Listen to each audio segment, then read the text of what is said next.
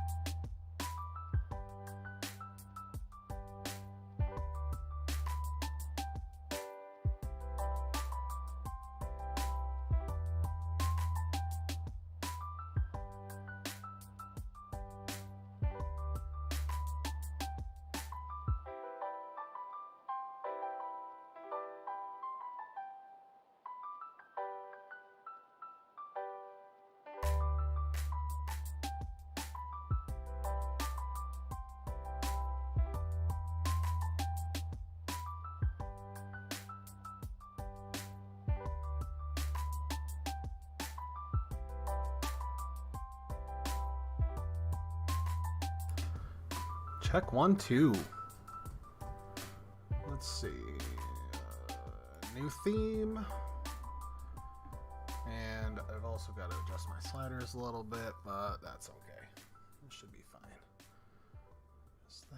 It should be fine.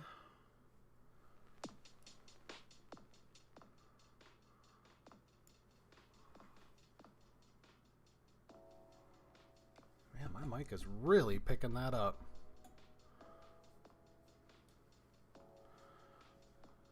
Sorry for the technicals. It's been a minute.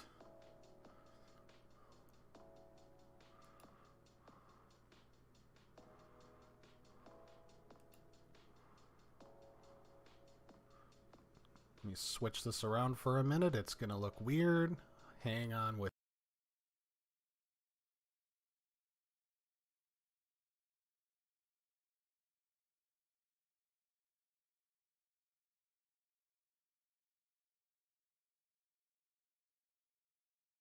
Okay. We're going to switch back to the new one.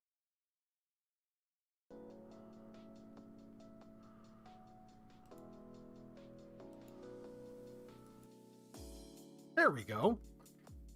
Had to get all my noise suppressors and stuff for my microphone for the other one. Excuse me. All right.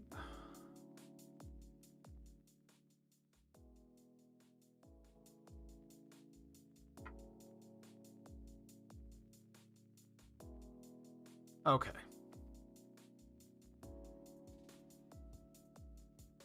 Skadoosh.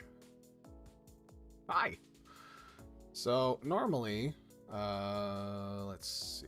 Where do I want this? I can probably set it like right here, maybe. Setup's a little different from the last time that I was here doing any of this, so bear with me while I do some adjustments. Because it has been a long few months since I've been at this. So, hi. We've had quite a few months since I've been live doing anything. So first of all, welcome.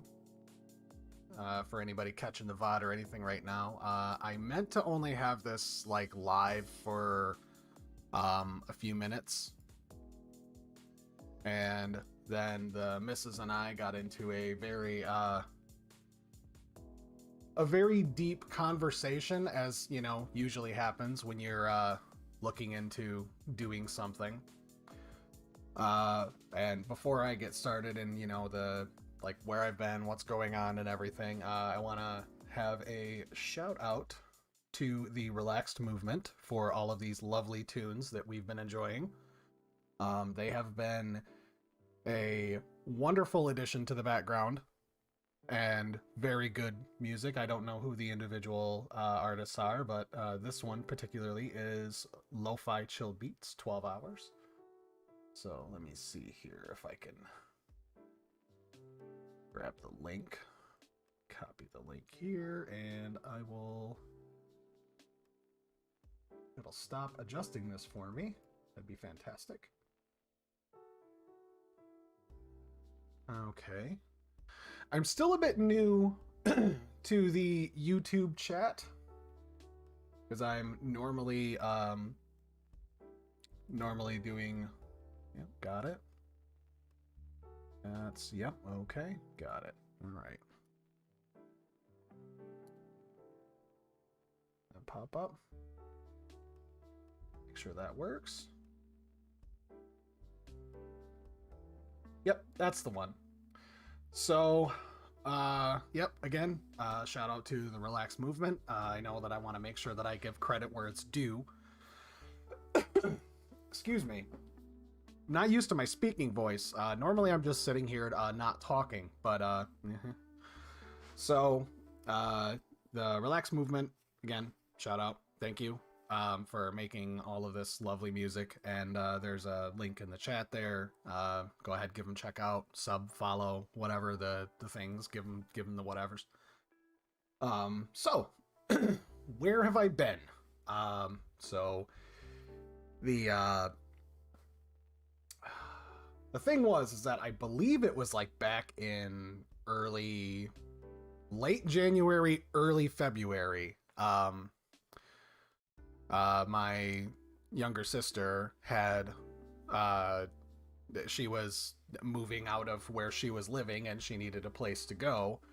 And I gave up my office, which is, you know, I'm back in the other room. You can see by the door here. I'm back in that room because I gave up the game room, the office. 1 second. I need to clear my throat, and this is going to be violent. So, oh, it's already on my screen. So, 1 second.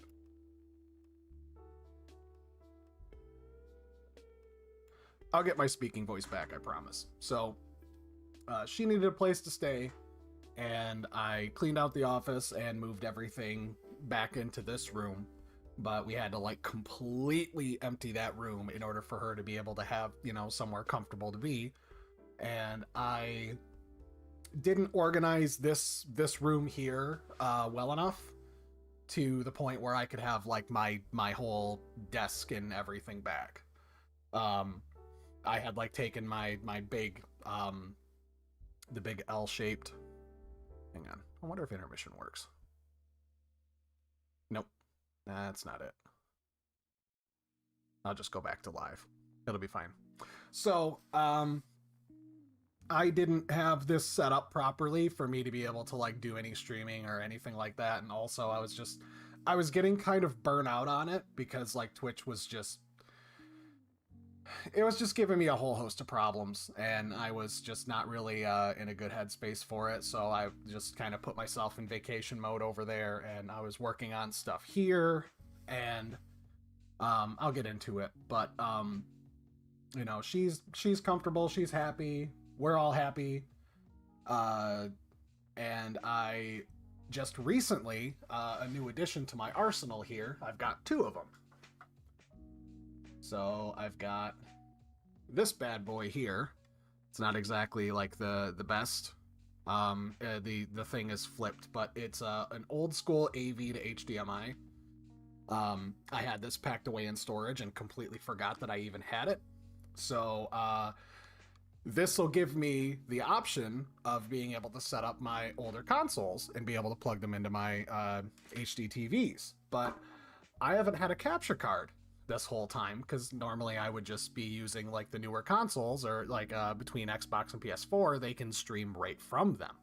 But at the reduction of not being able to have like Streamlabs or OBS or anything like that, you don't get that option. So I finally bit the bullet, and I ordered it has no brand name, but I saw it in a video. I don't remember what it is, but it's literally just like, let me see if I can turn this brightness down a bit so you can see it a little bit better. It just says like HD card, like HD audio video capture. I mean, like you can see it from the picture. It's legitimately like, it doesn't even need a power source. It's just throw it in your USB and HDMI right to it. Its instructions are probably as vague and awful as you can get. It's legitimately just plug it in. That's what this says. Plug it in. But anyways, when I was going through, that arrived yesterday, and I'm looking around to see if I've got the. Yes, I do. So I had found that online at somebody's behest. I can't remember who the content creator was that made the video for it, but you know, this is also a splitter. Now, the problem is that this is splitting the video both to my main monitor here and my PC over there. So I would take the splitter, plug it right into my Switch, and it would send it over to the capture card, but then it would send the video over to my monitor, so that way I can watch what I'm playing while I'm playing it. The problem is, it was only sending over the video. And I had spent probably the better part of, I don't know, 5 or 6 hours yesterday just cleaning. Like, there's so much pollen. There's so much pollen everywhere right now. And we just finally got some rain here in old Michigan. For the first time in probably months. Like, just, we have not had any rain. Like, not squat. We had one morning probably like a couple weeks ago where it was like, I don't know, it just kind of looks like somebody just went and just spit in the backyard. Like, that was all the rain that we had gotten.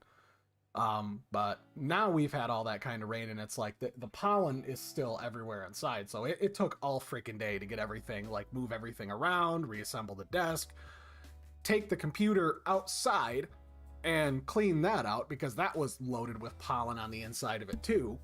And then get the room organized, get everything set up, everything plugged in, debugging, testing, and then using the capture card, debugging, testing. So now that is finally all well and good, and it's just, we're good. We're good on that.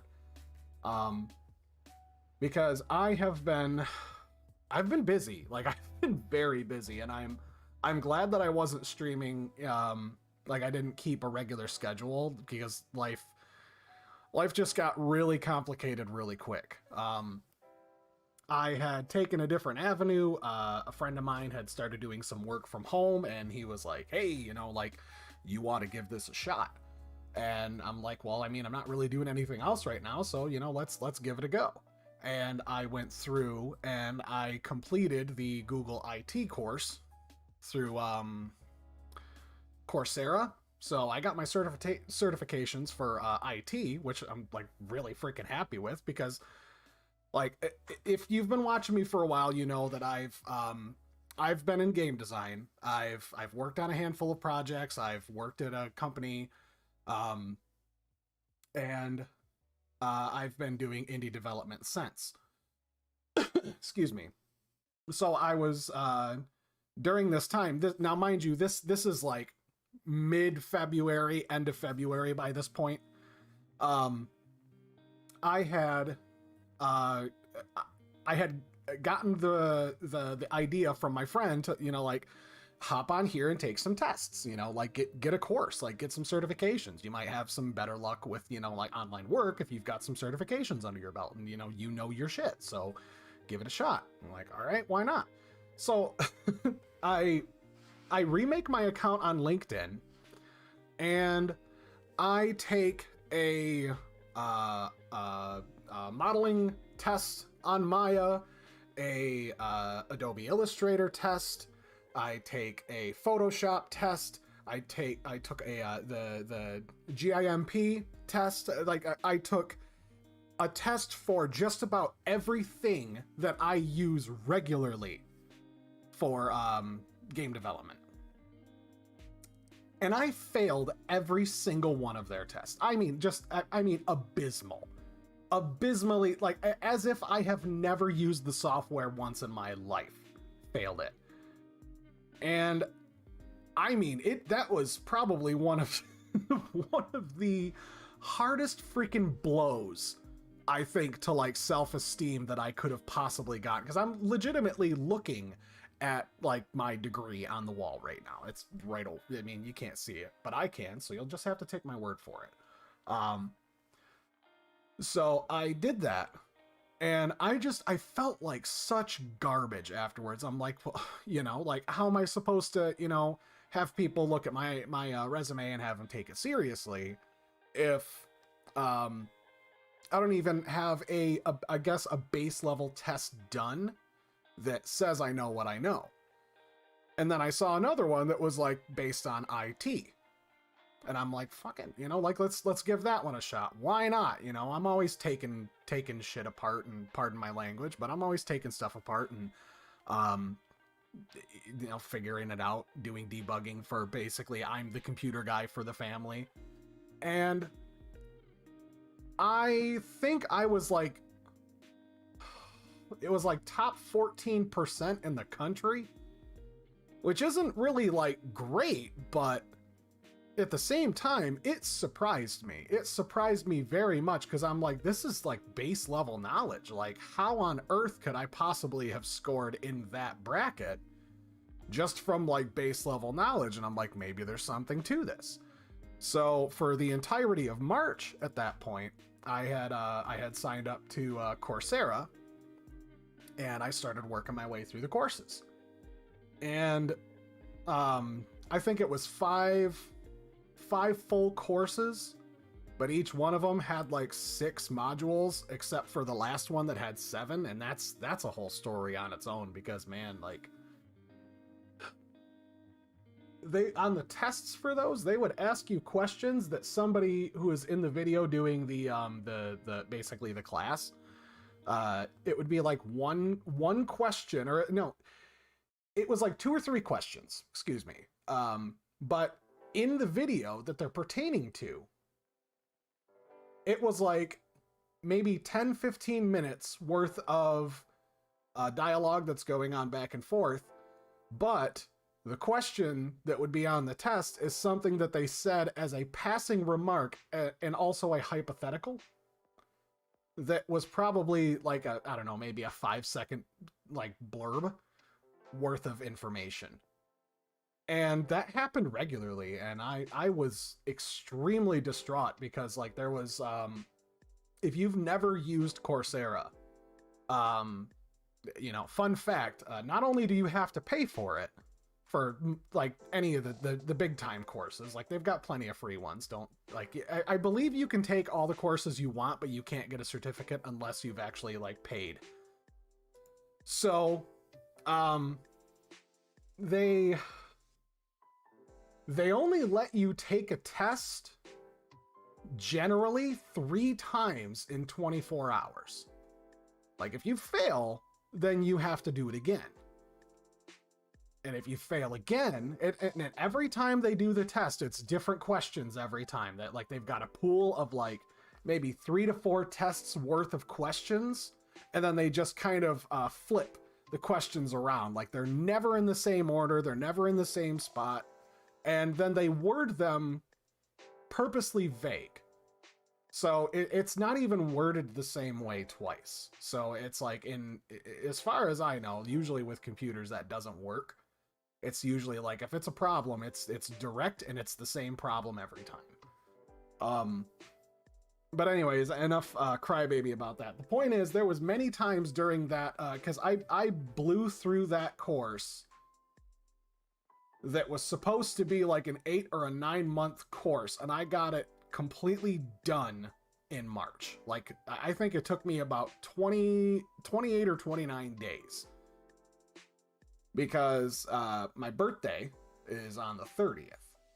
And that's how I remember, because that was my birthday present to myself, was finishing the entirety of that course and having it done.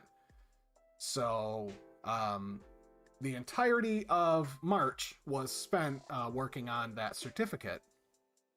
And I have it, you know, woo, sparklers. And then I started applying. I started applying to just about everything that I could possibly find. I'm still actively doing it. And the very frustrating bit is that I feel like a lot of the jobs that are posted on there, on LinkedIn, mind you, they're not real. Like, they're not real, because there was at least 7 individual jobs, like in terms of game development or IT, that I hit every single qualification for, every last one of them. Like, I mean, like it's rare. Like, you have to wade through a lot of mud before you find something that you're qualified for. But I applied for, like I said, 7. Like I would say at least 7 that I was just like, no, ideal candidate for all of them. And like, thank you. I got 3 thank you for applying back out of the probably 50 applications I've put in so far. Nothing, like absolutely nothing back. And I was just kind of like, I'm still, you know, doing it, but it's like, it's obnoxious. It's very obnoxious, because like I have work right now, but it could be better. Like I know I can be doing better. But you know, all that out of the way, that was the entirety of March. And then April was kind of like nothing really big happening, but it was just kind of like, you know, relax and put your nose to the grindstone sort of thing. I started working on a couple older projects that have just been collecting dust, that I was a game that I was programming in Godot, and I downloaded the latest version of Godot, and it completely broke.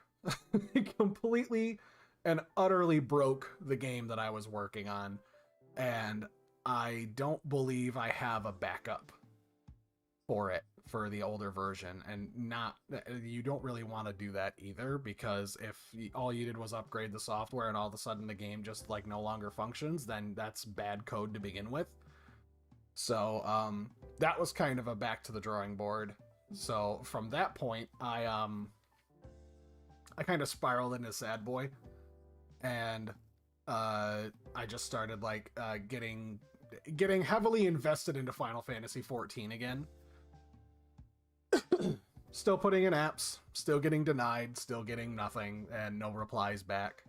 But then by that point, I had just, you know, like, okay, this is just every day. This is just what I'm gonna do every day now, I guess. So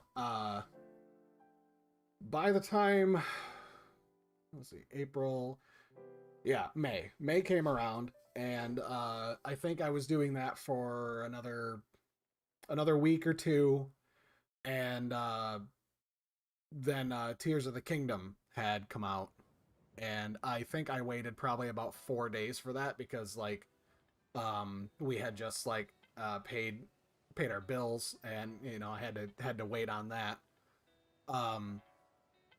And I've been playing that, and I don't know, I'm a good way through the game right now.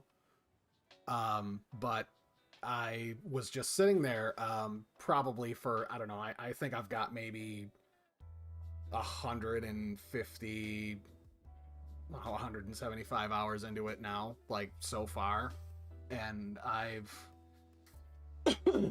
I'm not gonna lie, it's one of the best games I've ever played in my life. It's easily one of the best games I've ever played.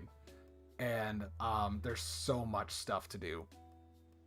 And I was sitting there, I think it was this past Thursday or Friday, that I was like playing it, and I'm just sitting there, and I keep having these funny interactions happen, and the missus is sitting next to me, and I'm, you know, like doing stupid shit, and I'm laughing, and then I just realized, like, you know, if I had a capture card, I could be streaming this game right now. Like, and I know how to do that, and I enjoy doing that, and that's what I want to do. So on Friday, I ordered my capture card, as I showed you, and I've got my Switch here all hooked up and ready to go. So that's what I'm gonna do today.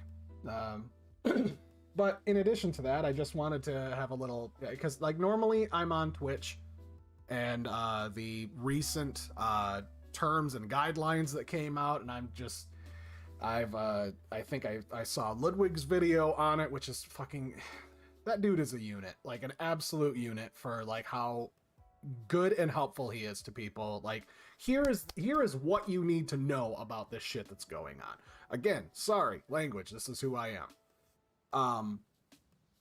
But that being said, I saw Ludwig's video, and then while I was putting everything together yesterday, I watched Ludwig's video on it, and then there was also Asmongold's React, because of course there is. And just seeing both of the points of view, and it was legitimately the way that he was talking about it, like after the fact the video was over, and he's just like really giving his opinion about everything. And it was the way that he was talking about discoverability between all of the different streams or stream places and whatnot, and talking about the advertisement and whatnot on Twitch right now, and mainly it was discoverability. And he's like, my advice to anybody who is like below a certain view count or whatever that's on Twitch, don't just don't try and do anything on Twitch. He's like, it was kind of like, man, don't tell me what to do. But at the same time, man, he was spitting fire. Like, he was making some real freaking sense with it. And I realized that it's like, unless you already have a well-established community on Twitch, there's almost no reason to really go over there and try it, because like everything that they were talking about was like, how does this affect big streamers? And then he was also mentioning like, how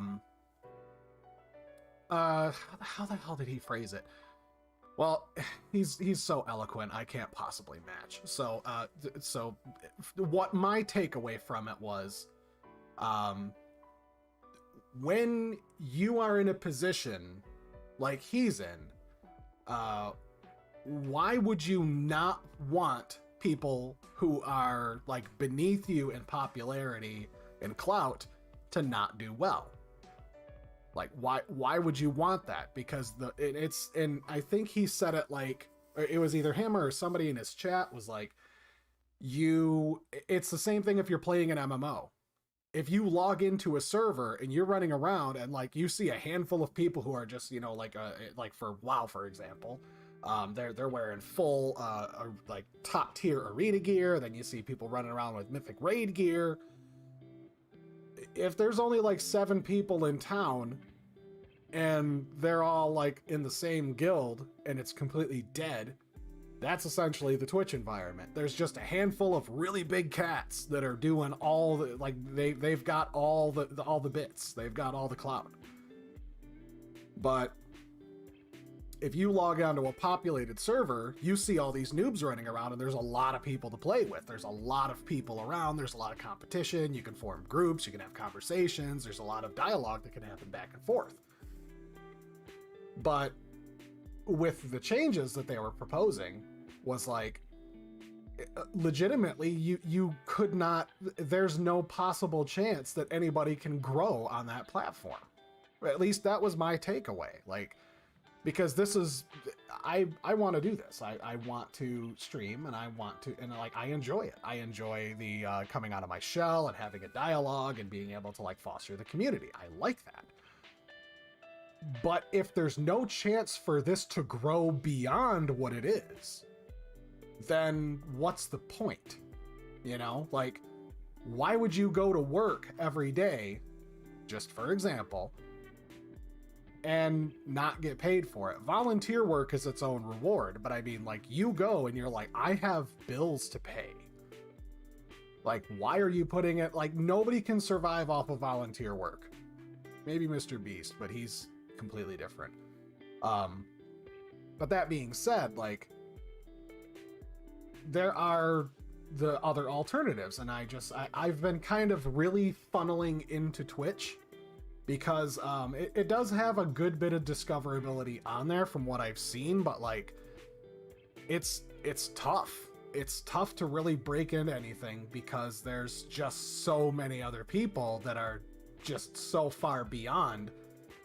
Like, there's no middle ground. You either have no viewers or you have all of them. The mid-ground communities are very niche and very rare.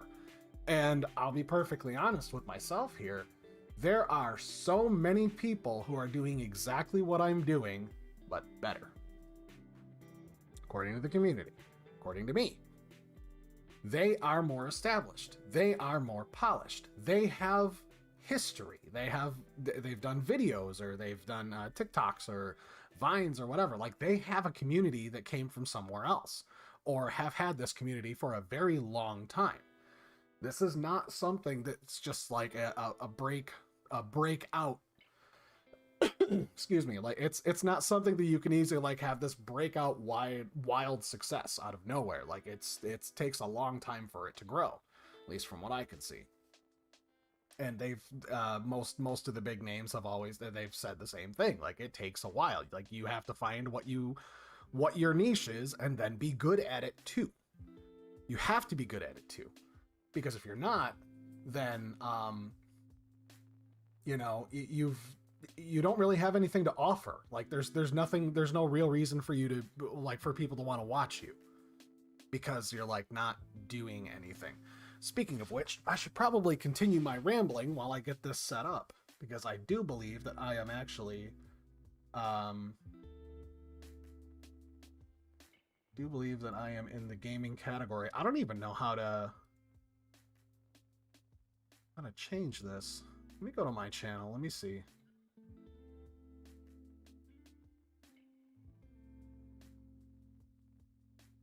All right, might have a little bit of echo here for a second.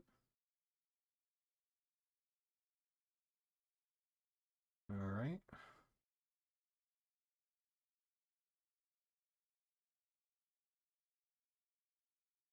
Okay, there's that.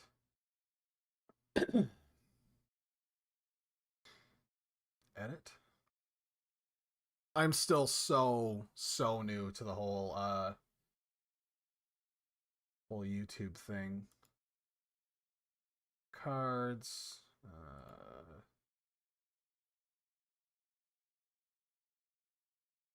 Oh.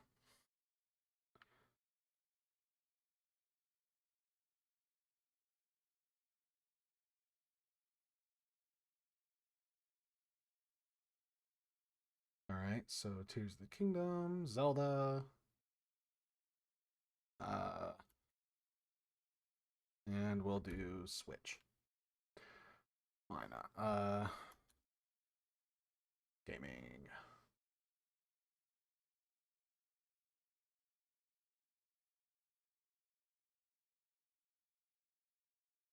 All right. There, that ought to work.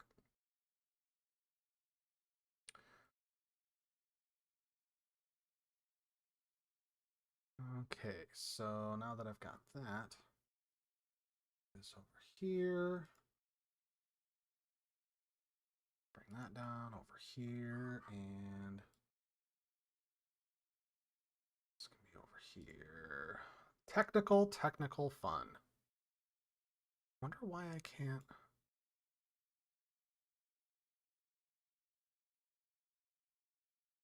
Oh, so that's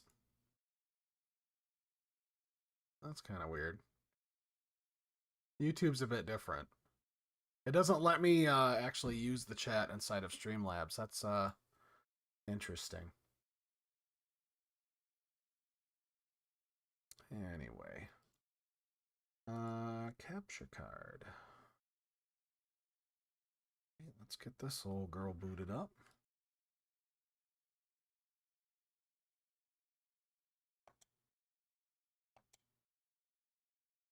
Cool. Okay, so properties.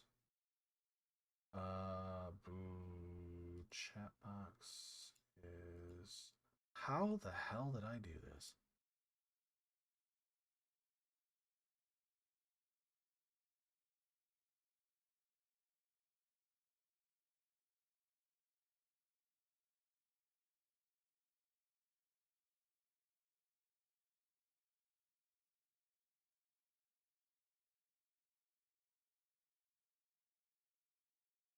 Okay, so now I need to figure out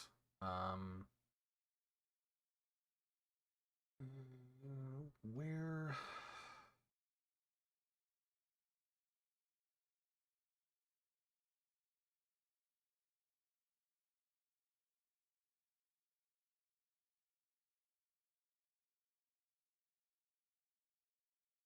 How the hell did I set up that audio?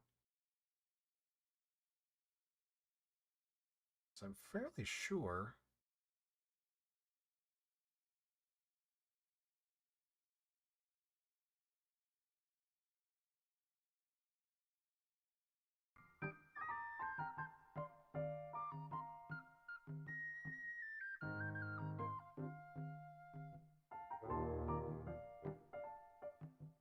Properties.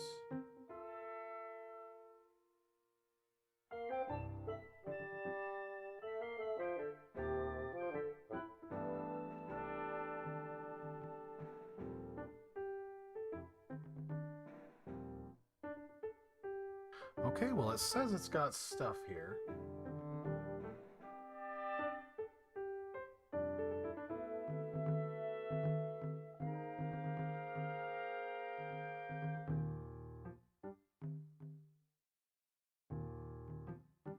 Like, I'm fairly sure that it's playing through to the actual stream, but I cannot hear it.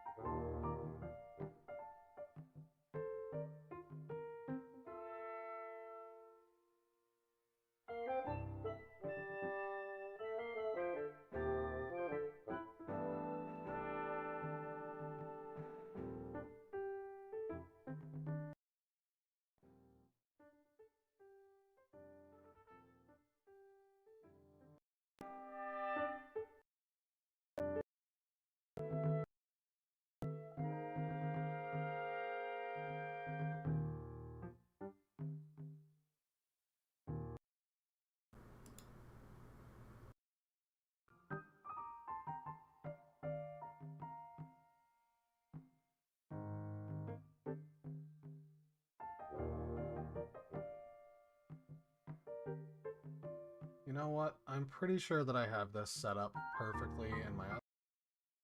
Back to that. We're just going to head back to this one for the moment.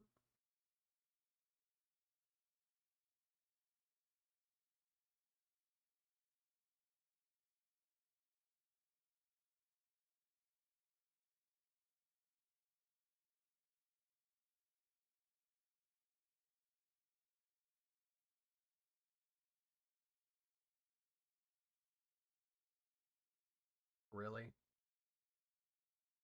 Oh, well, this isn't good.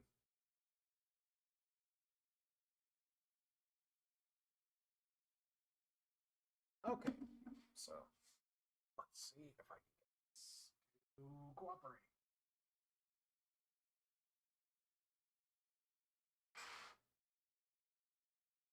There we go, plugged back in. Properties.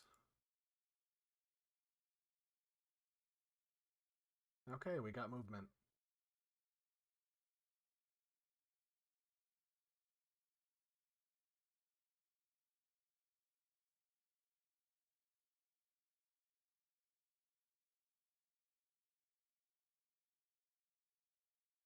Very bizarre.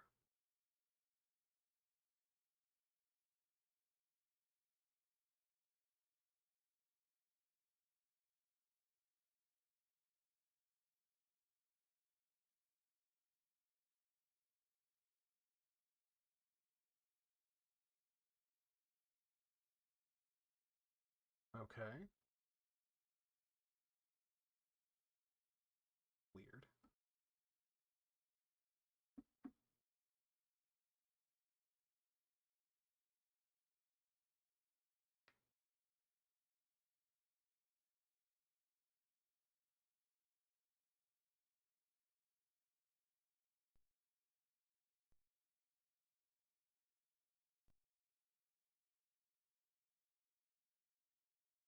Thing is frustrating me. I had it working yesterday. It's working just fine. Now all of a sudden it just decided it doesn't wanna do anything. It's so annoying. Shut game capture off.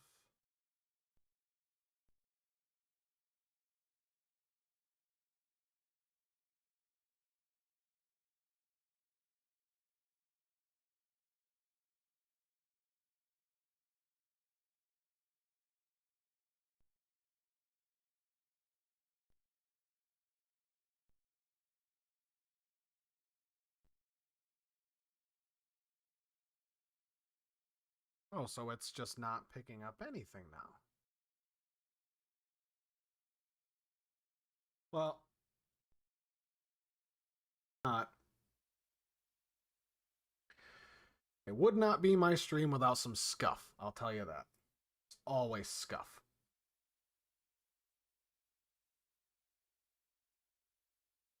Webcam, source.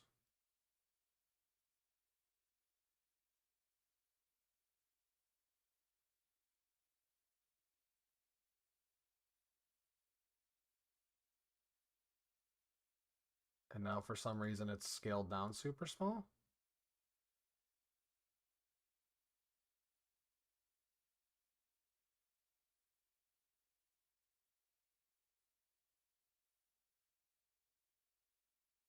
You know what?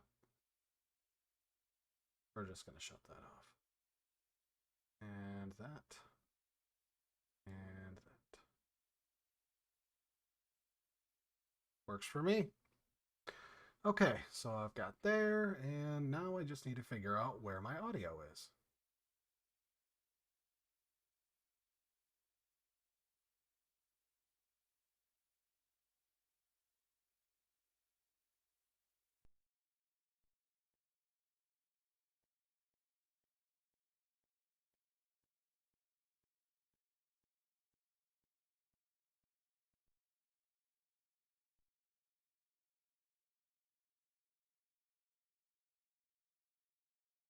There's still no audio.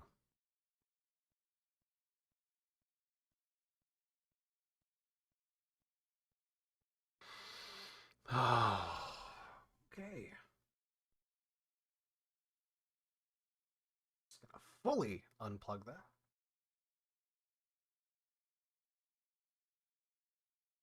Throw it back in. Because apparently that's how it needs to register itself.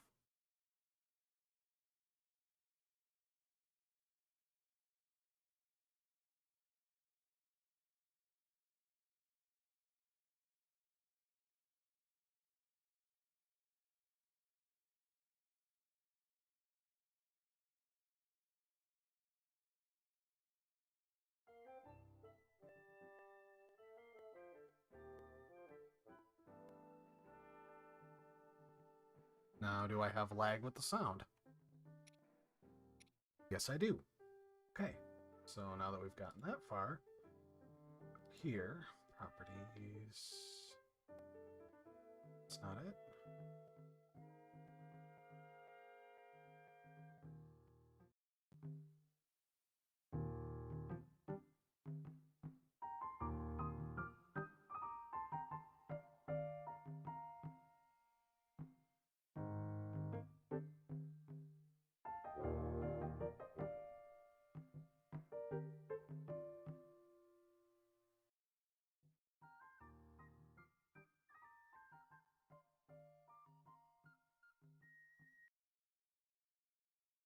Okay. I think I finally got it. That is obnoxious.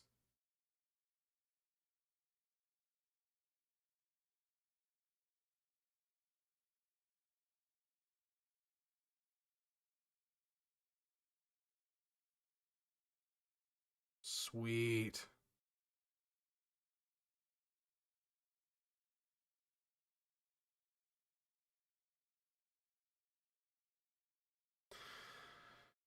Okay. So now I can make these visible again. And for some reason, I just decided it's going to grab the wrong camera.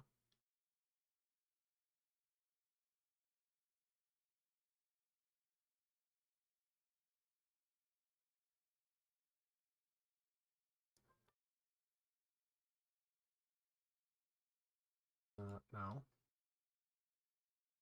There we go.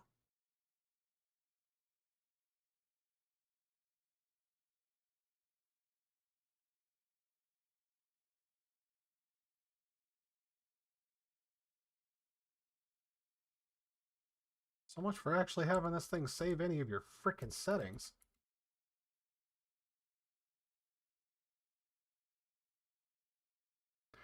All right, let's see. Camera, filters,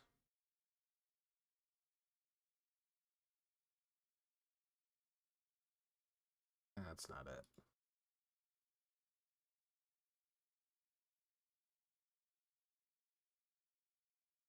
There we go.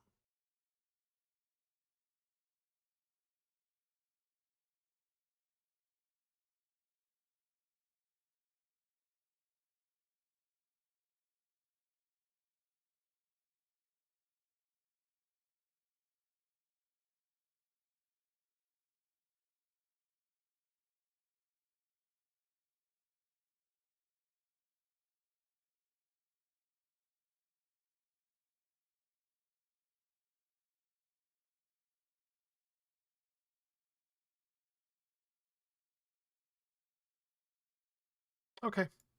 I'm satisfied with that. Cool.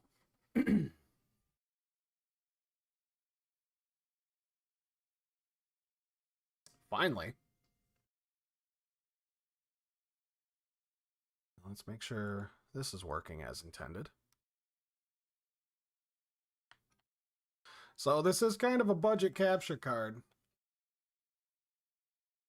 So it seems to be working just fine. So yeah, I've been exploring quite a bit. I've gone through and like I've fully unlocked the main map here. Sky map, not really. I've been through the depths quite a bit. I'm like mid adventure. I'm mid adventure right now. And that is totally a-okay in my book. All right.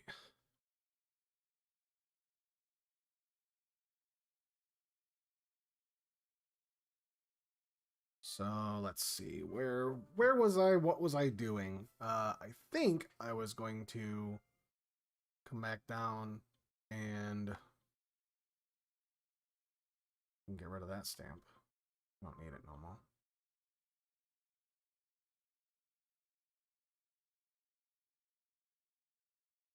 So let's see. That looks to be up top. That is down below.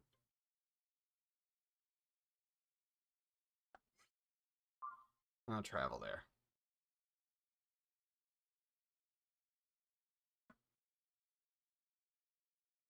There. Just a little bit off. So that way, if anybody walks in, not going to see him right in the doorway.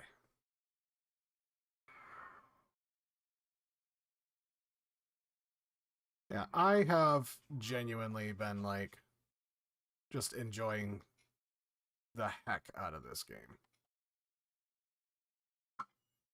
There we go. Here comes the boys.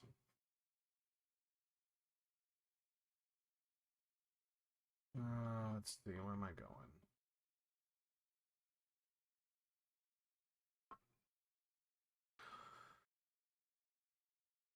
going? Actually, before I get started too much, I need to test something real quick. I just want to make sure that my audio isn't screwed up, because it has definitely been some scuff in the past, so bear with me for just a moment. I'm gonna mute my mic.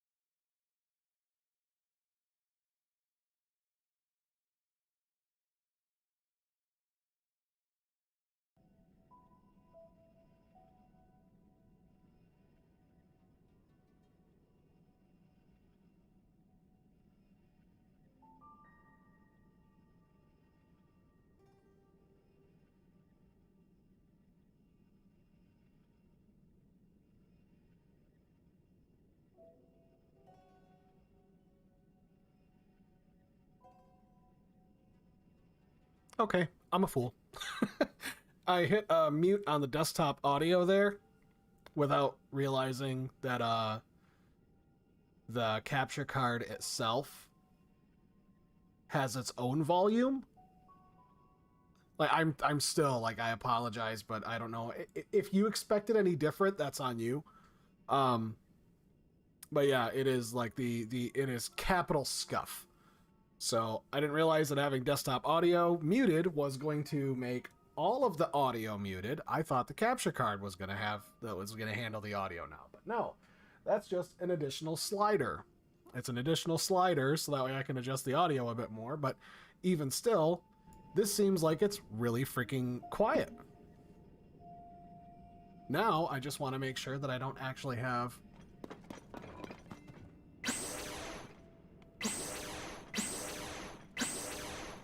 Okay. So, bear with me. I'm going to mute again.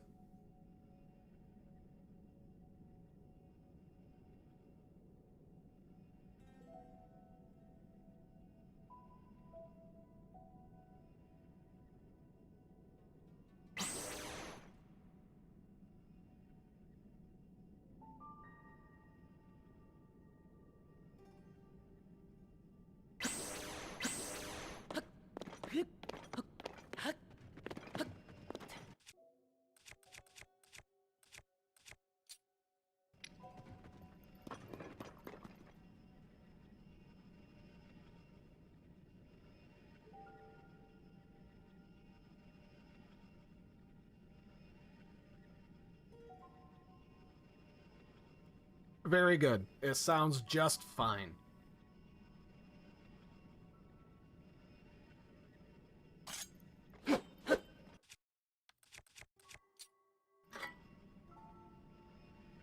Cool. So here's the caveat with this.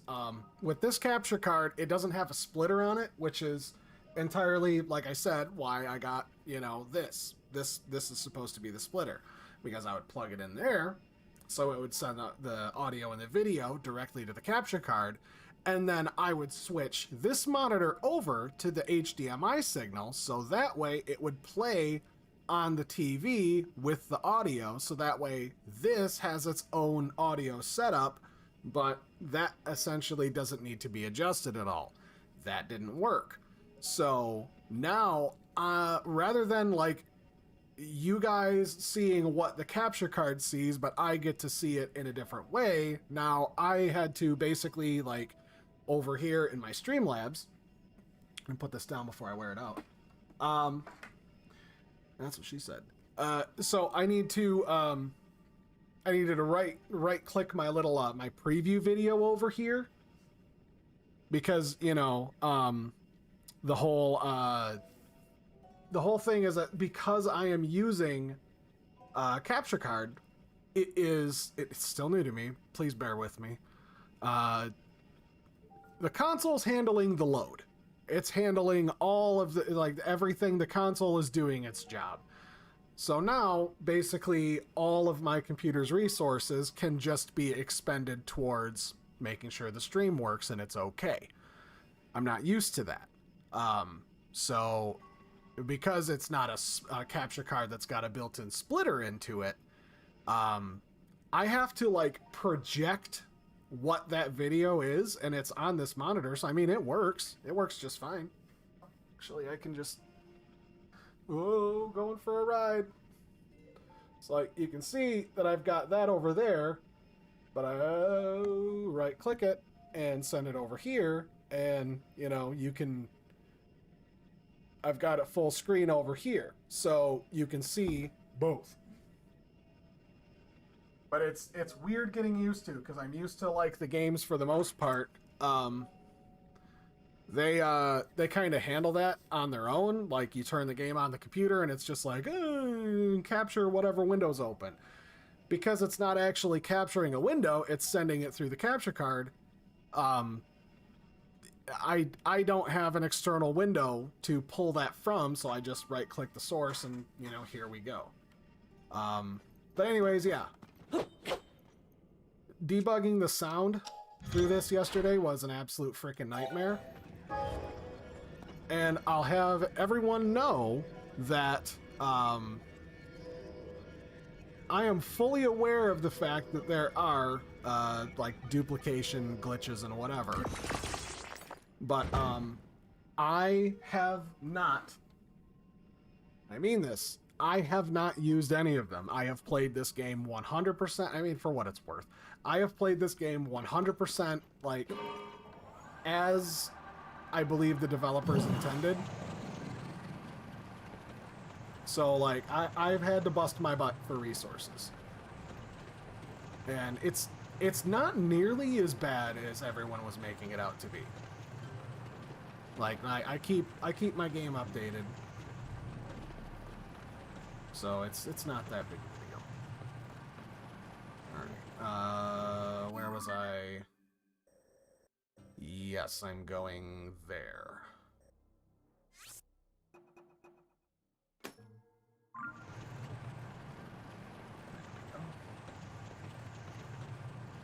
Just gotta fly up here, and I don't know if it's just me, but like this freaking Yunobo, like whenever he gets on this thing, it causes this thing to drive all crooked.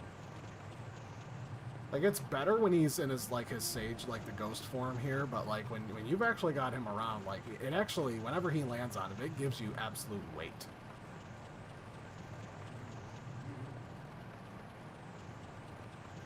I don't know.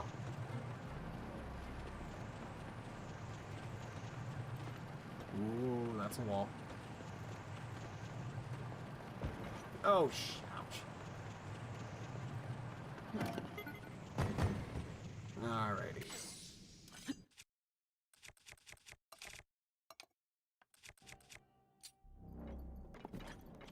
And this was a fun trick from the missus. Throw a Bright Bloom Seed right on the back of your vehicle. It engages it immediately, but now I've got a vehicle that's got a flashlight on it that doesn't expend any extra power.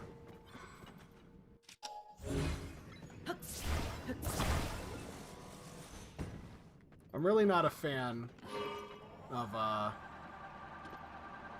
this being at a different frame rate, though.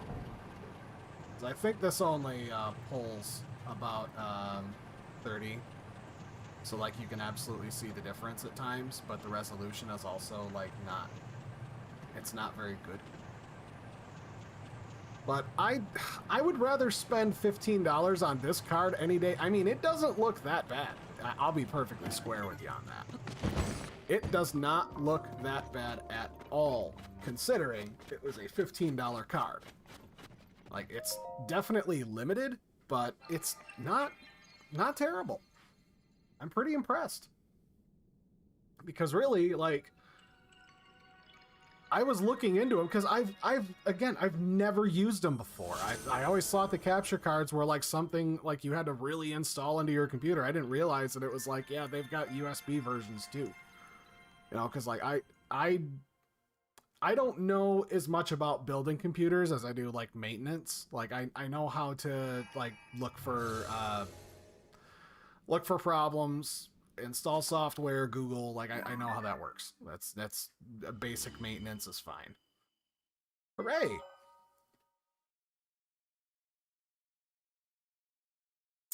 Coffee.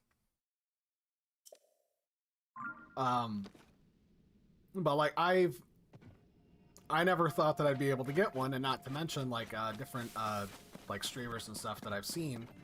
The capture cards are usually like the Elgato ones that are like super expensive, and I'm like, I don't have that kind of budget. It's kind of the same thing, like there's been a few times where I've been on Twitch and then all of a sudden somebody's like, hey, what's going on, fellow gamer? And I'm like, oh god, I already know what this is. They're like, you want to level up your streams? Then here is a link to buy some stuff. You can get some cool decals and connect you with artists and blah blah blah. And I think that the most condescending part about that is the level up. Like, you have to, like, hello fellow young kids, like nobody talks like that.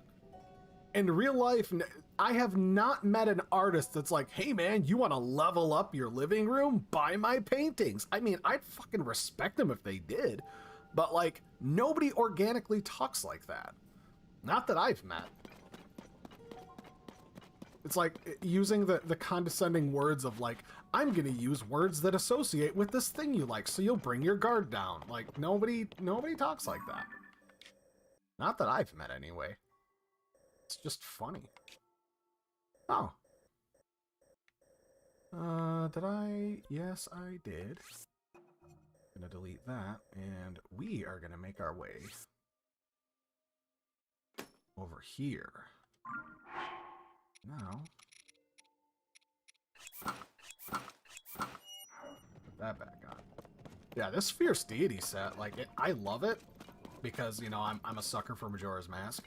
But man, I'm telling you what, like, the leveling it up from the Great Fairy is an absolute fucking nightmare. It's all dragon pieces. But the added bonus of, like, it costs half as much stamina to do your charge attacks is really cool.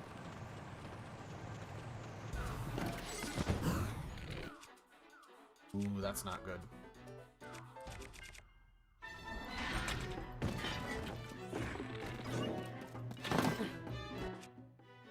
Ooh, do I have any...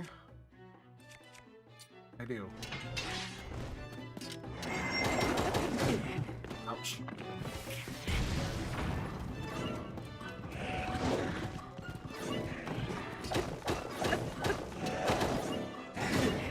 Ow.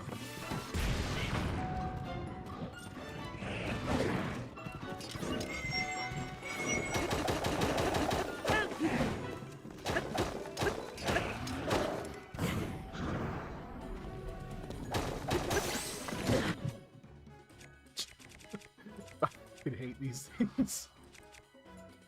Ouch.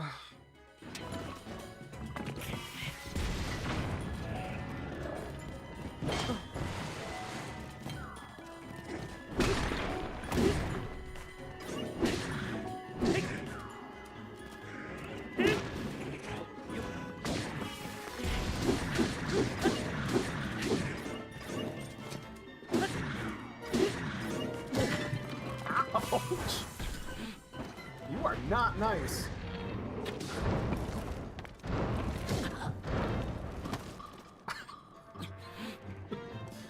Oh, you are not nice at all, my guy. We're just gonna use the spear.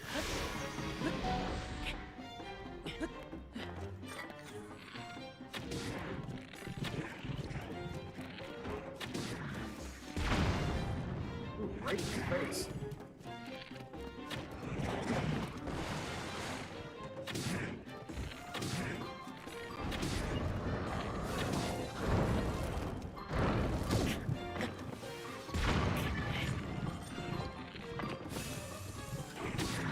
Oh, I would love to get a headshot. That'd be fantastic.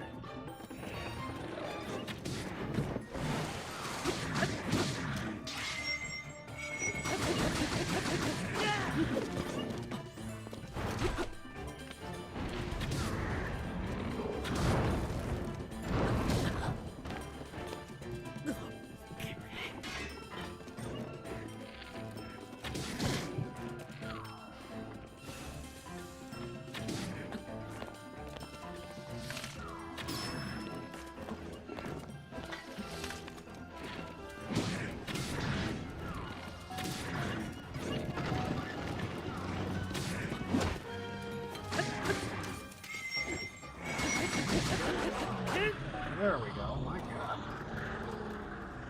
You just really tested my patience. Ooh, it's a different type of shield. What shield we got? I'll drop that.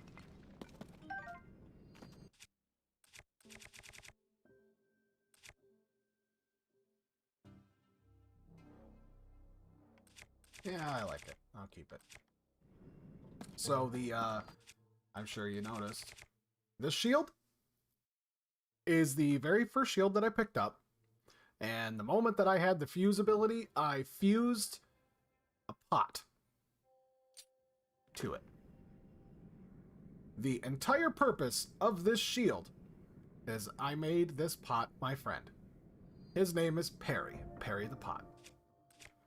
And his job is to smack the Demon King in the nose. That's the entire point of that shield. I will forever have this slot used up specifically. So eventually, when I get to the boss, slap him in the face. That's his job. Oh, nice. It is very, very nasty looking.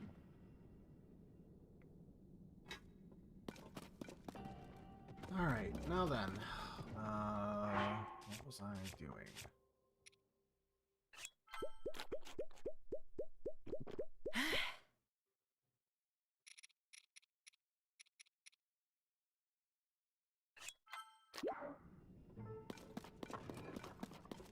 Right on.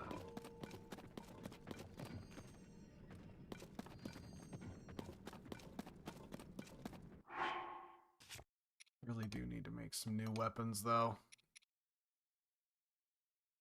Because honestly, like, mine are fine, but, like, I've just been kind of working through them and, like, getting them all busted, so that way I don't need to use them.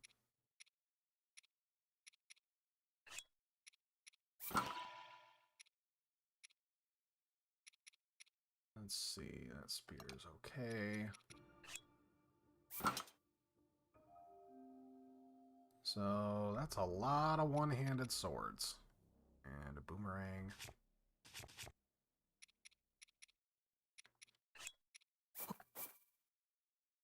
Two of those.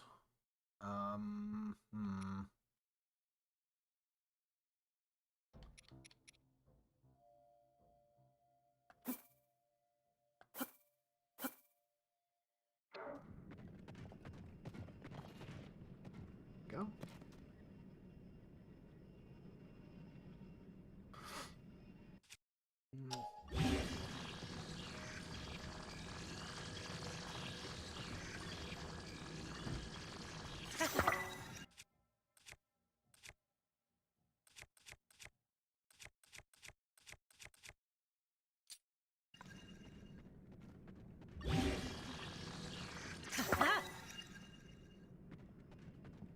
Sweet, got a scythe.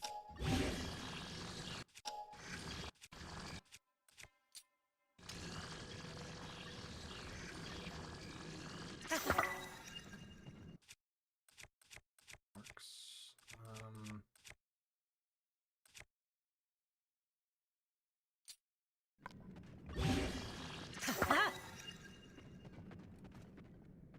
Wow, that's really powerful. And I will do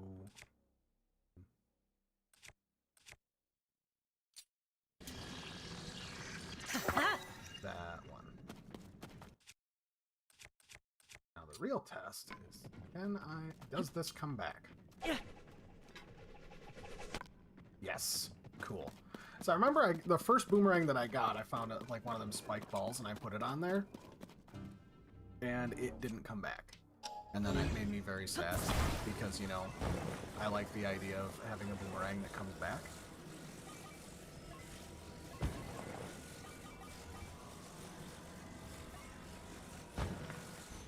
There we go.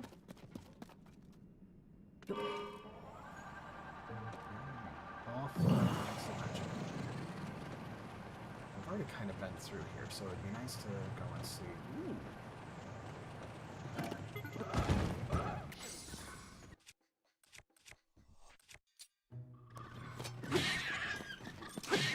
Out of here.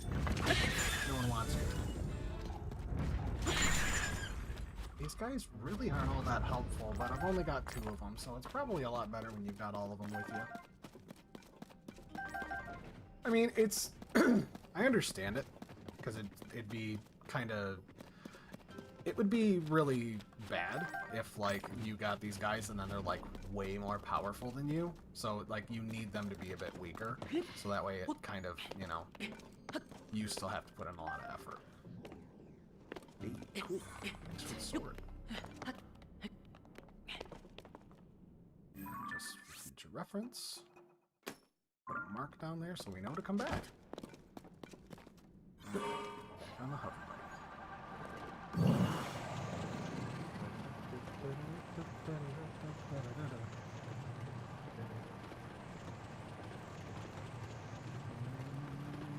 Gotta go up. Up, up, up we go. Uh-oh.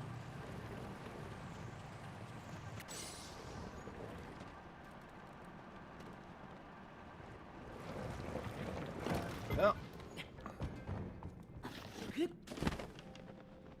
That went just as I thought it was going to.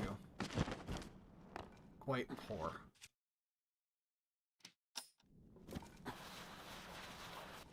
All right.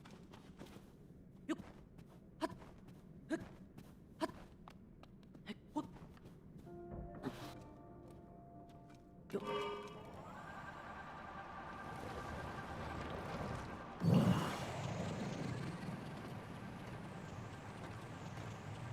up now.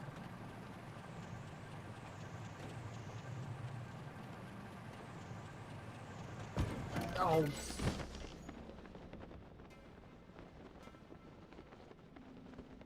Come on, turn around.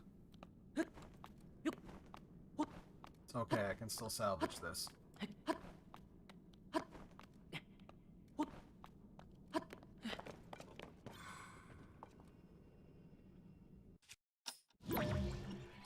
Quite frankly, one of the most valuable things. And just a technological marvel, honestly.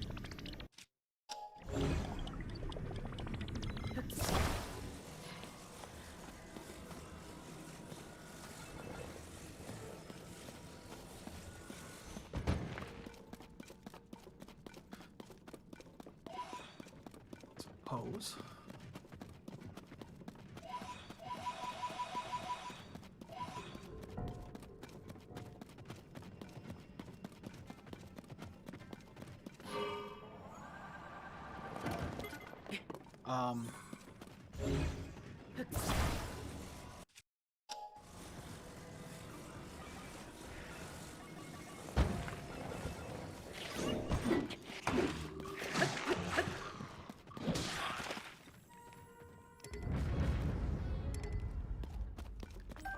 Okay.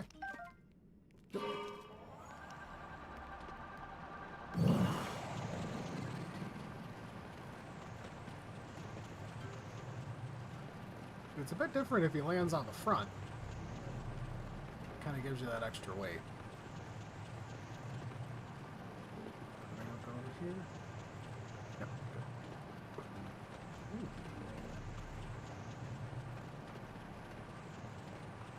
Now, I know myself over here. Ah, there you are.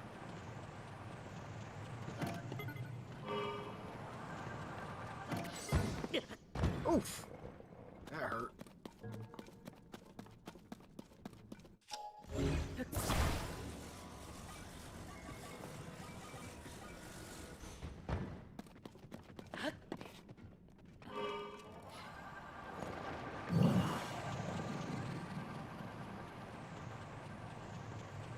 Just glad when you let go of control of these things that they just like they don't break as soon as they hit the ground. It's kind of nice.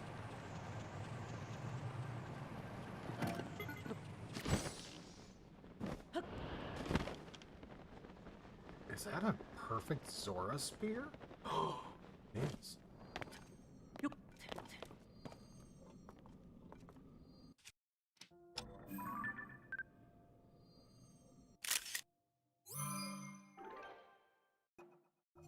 Nice.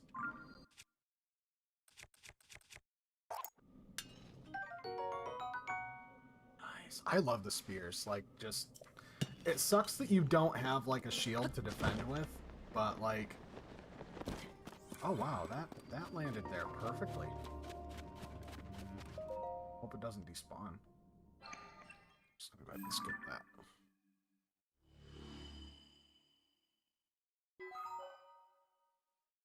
Right on.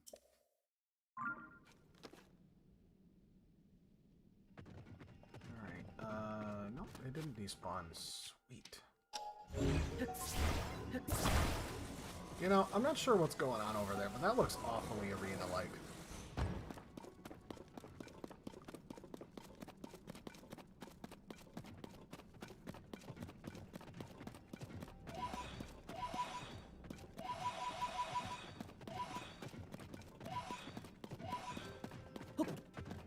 Oh. Okay, well then I guess we're going for a ride.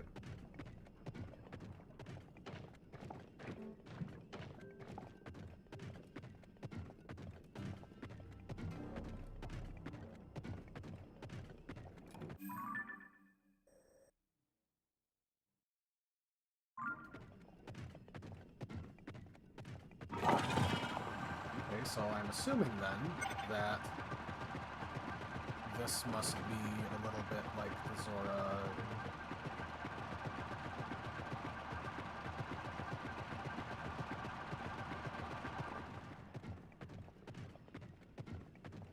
Zora Temple? Already taken a picture of those.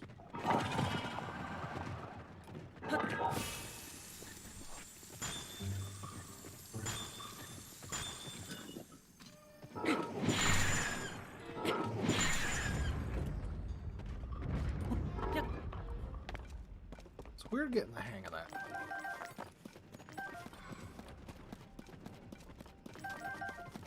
I just wish that there was a different button to interact with these guys than to standard press A, because if you're running around trying to pick shit up and they just happen to run by you, then it's like, whoop, like you hop right on the freaking mech, or like you immediately engage Mr. Gorgol. No! My Zonite!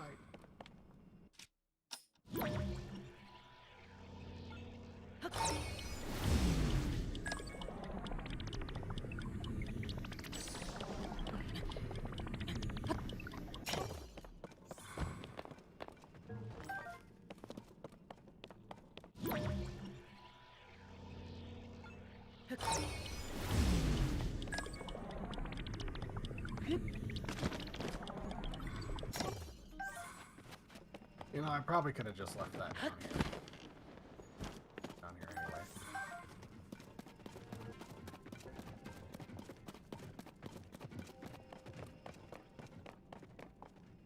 Probably coulda, maybe shoulda, but it didn't. So...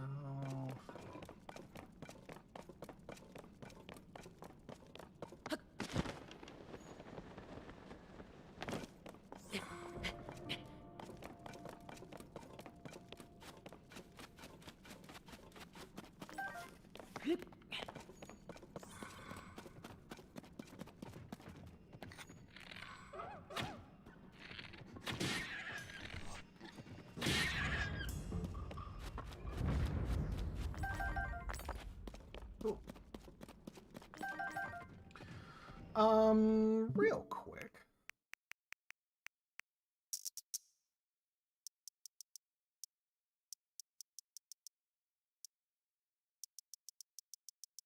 I'm actually going to, let's see, I'm gonna hit be right back, just in case there's any sensitive data.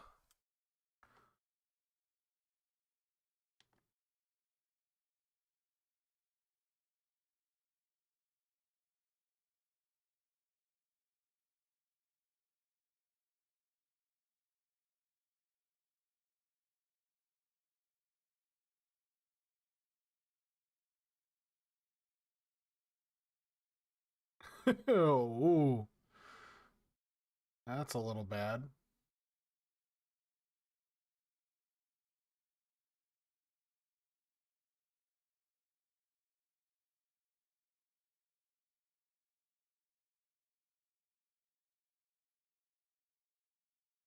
Well, that's not good.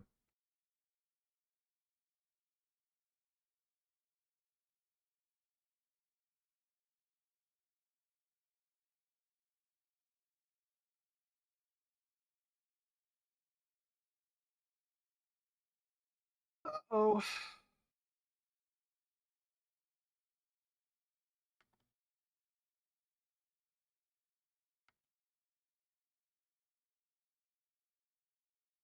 All right, 720p it is.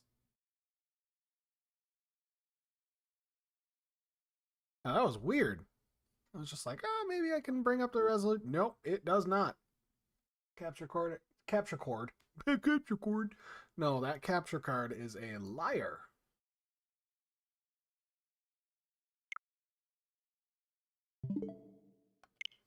Alright, we're just gonna leave well enough alone, I think.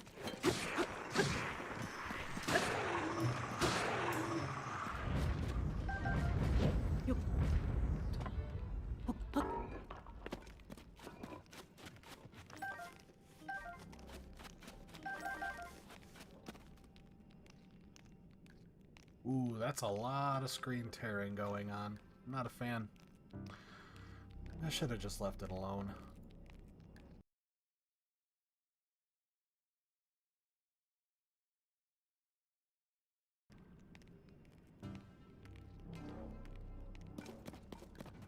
Okay, that's fixed. Alright, where was I? So, the whole thing was follow the statues. If I remember correctly. Follow the statues. Just shoot your friend off to do this.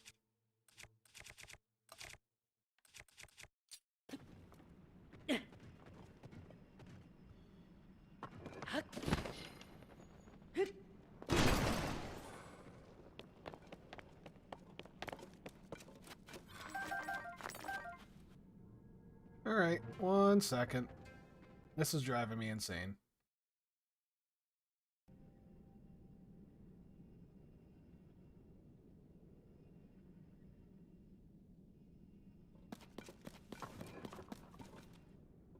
I mean, a little bit of flickering here and there is one thing, but seeing a big line on your screen is not something I want to look at. So I can't imagine anybody else want to look at it either.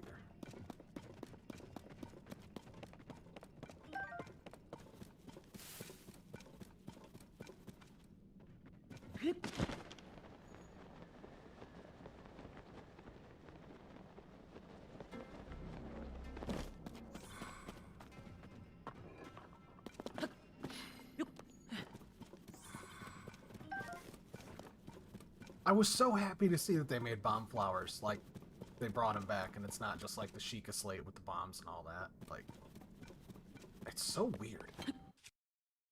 Weird getting used to... Well, not getting used to, but it was weird getting used to the mechanics of this game compared to Breath of the Wild. Because it's just different. Not really in a bad way. It's in a very, very good way.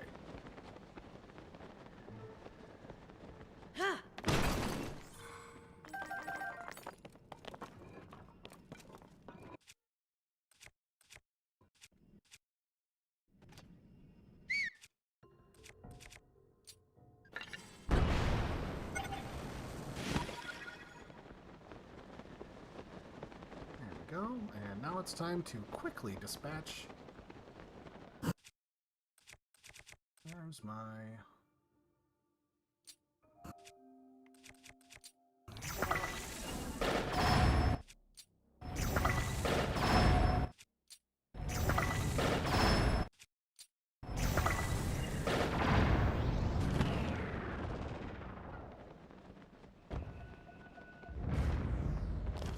Dead before he even started. Go me.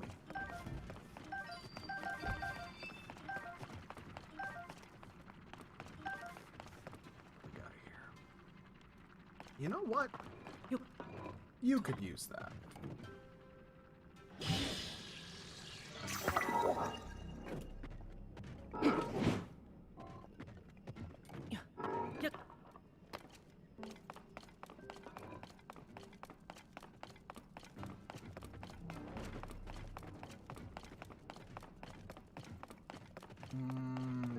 Where am I going?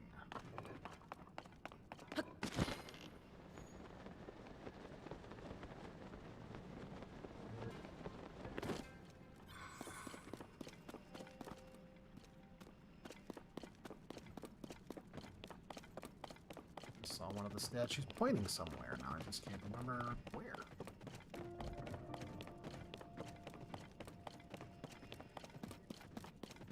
Zonite deposit. Bunch of them.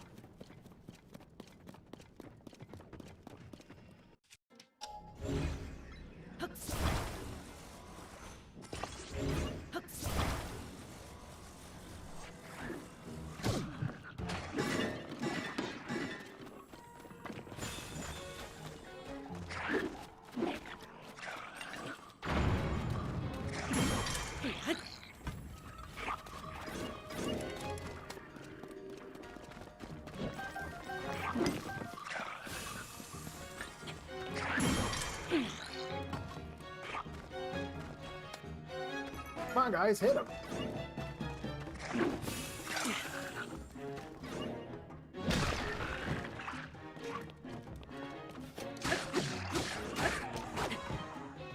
Ain't that tough.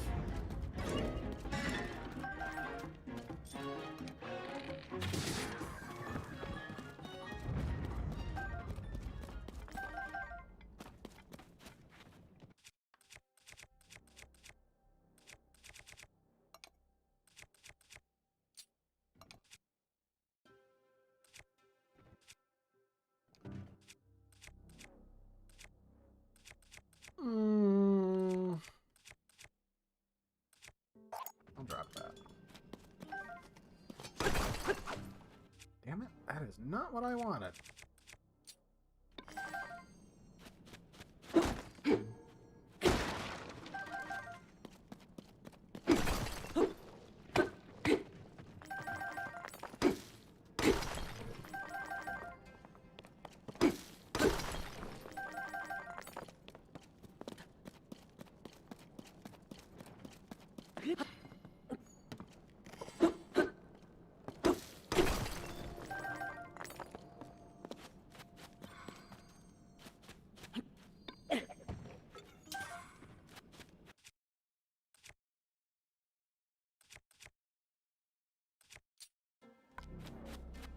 Keep that for now. Try the boomerang for a bit. Alright, so we've got those ones taken care of for now. I remember the whole point of me coming down here because I needed some dragon parts, but now that I've got the dragon parts, now I need, I think I was gonna explore down here a bit more.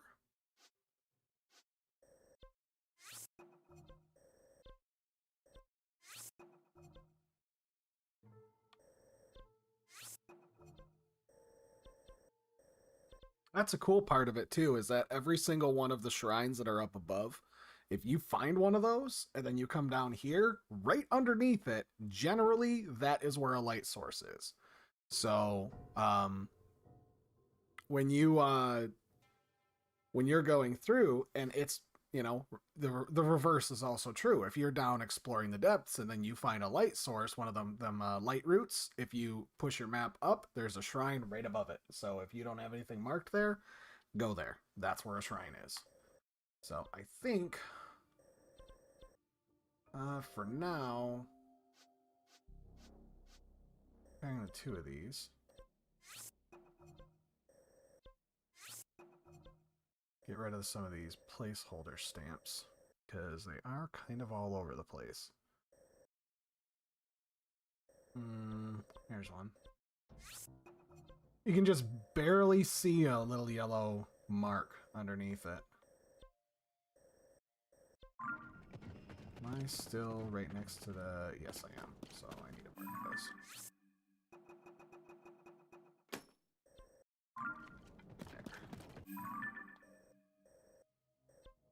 Is there anything here?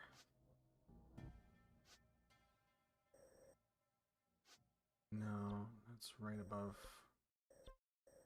right near Terrytown.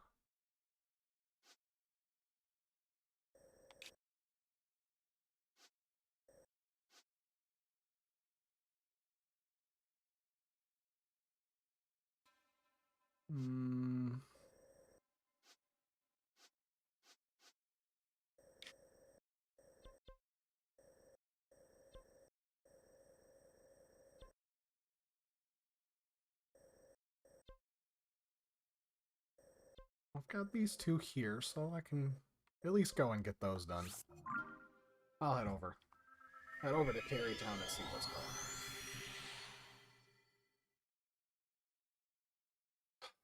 It's so easy to get distracted too. But I've got my first row of hearts. I've got, I think, 2 more Zonai batteries. No, 1 more, I think, until that thing's capped out. Maybe? I don't know. I mean, it shows that you're only supposed to have 8 on there, but I'm fairly sure you can overclock them. Let's get some fish.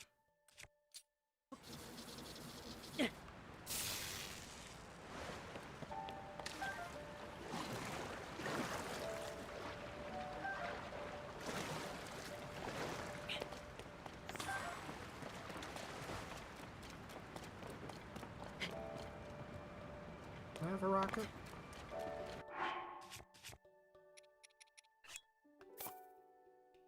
Do.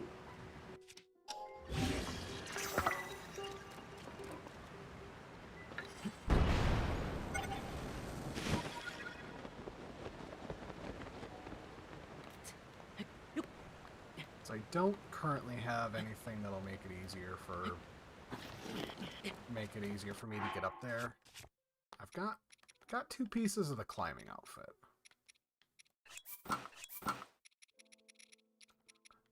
And I've got Ravio's hood that lets you climb sideways faster. Which is, you know, haha, Link Between Worlds.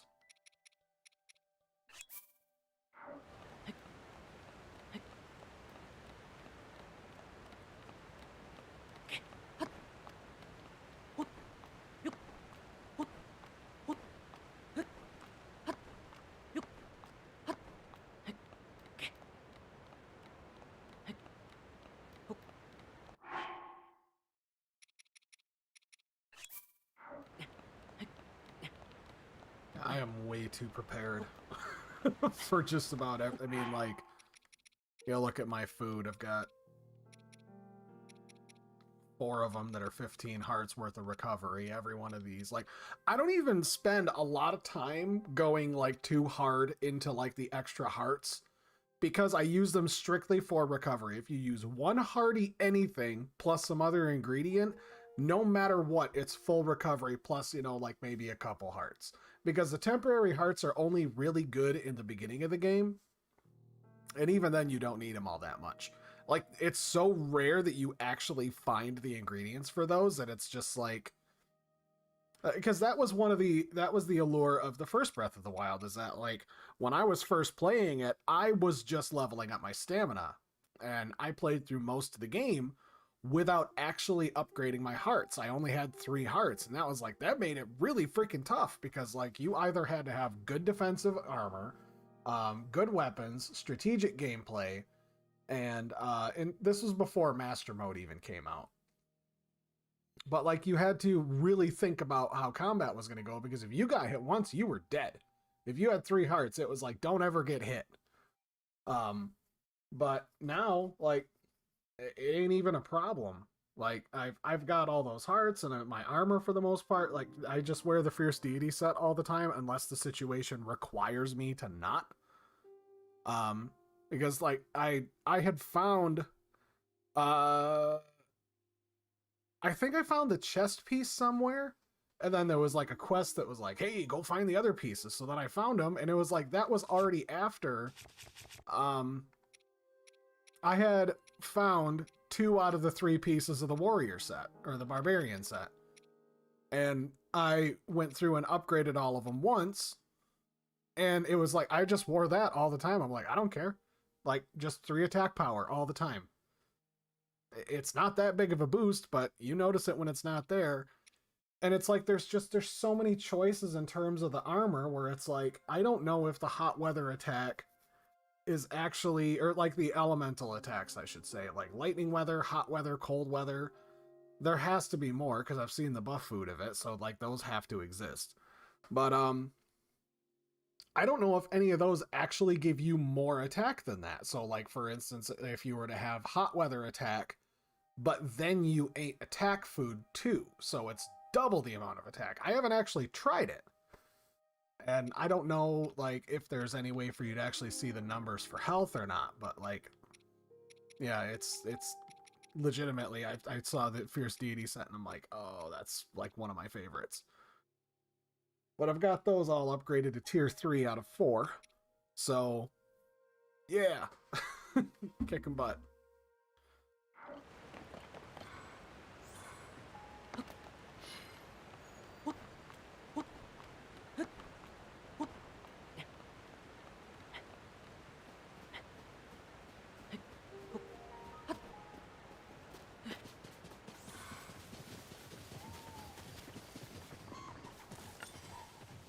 Oh.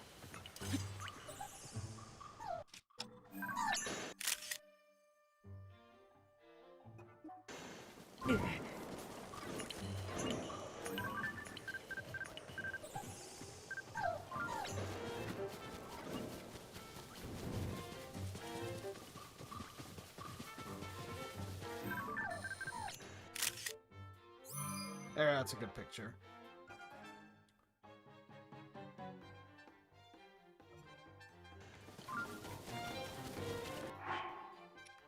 Cool.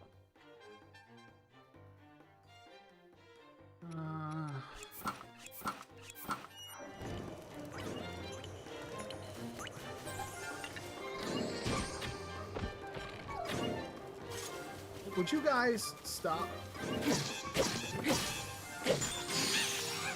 Ooh.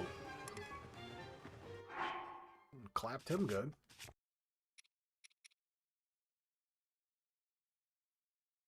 Oh, I haven't even used the one I have yet. There's no point. Alright, so I climb up here and... where am I going?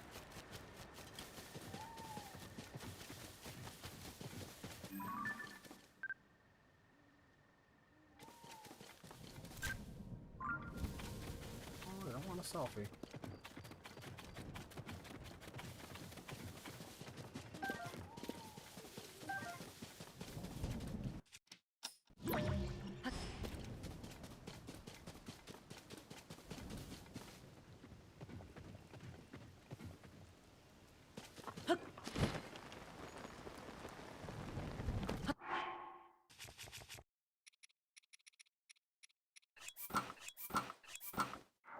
Frogman.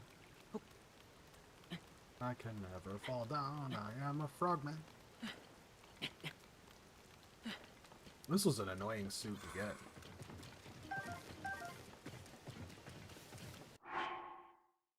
It'd be nice if it let you swim faster, but I'm sure the Zora set's in here somewhere.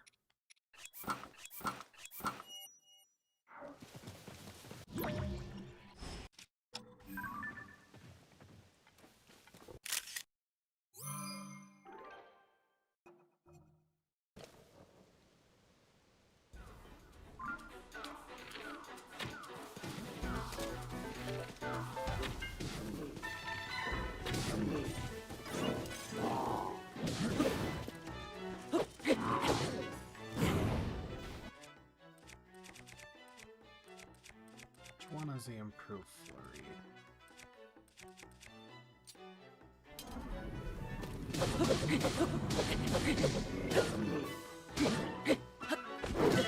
Oh!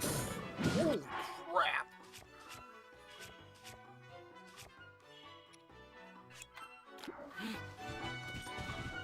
That hurt!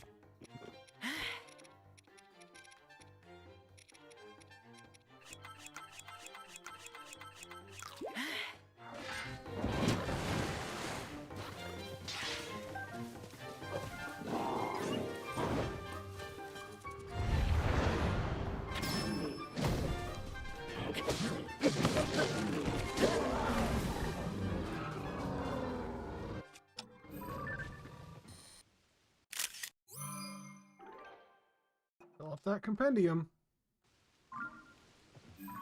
Come on, drop your loot.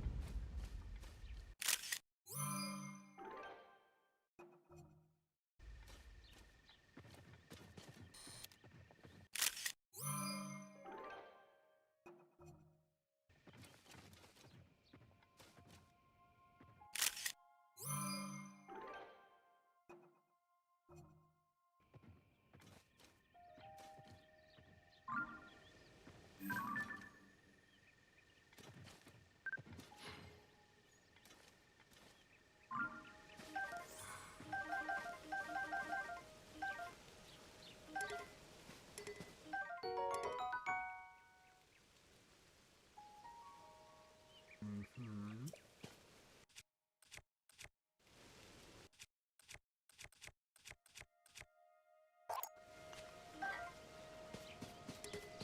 I'll be taking that.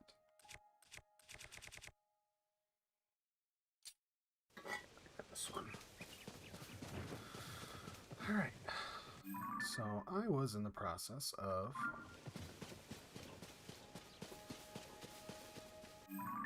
thinking it's probably a good idea for me to just put a boss token in there.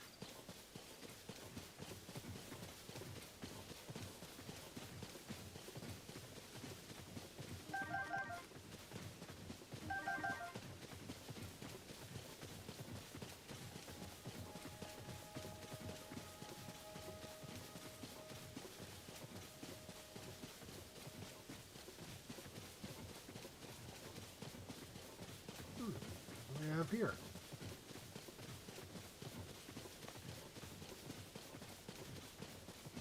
Got some ruins?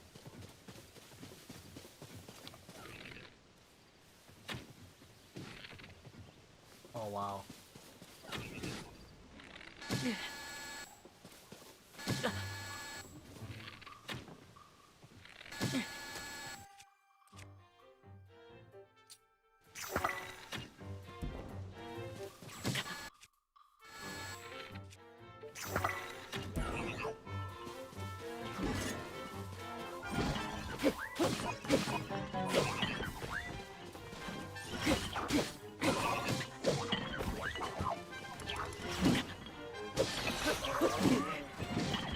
Oof. These are nasty.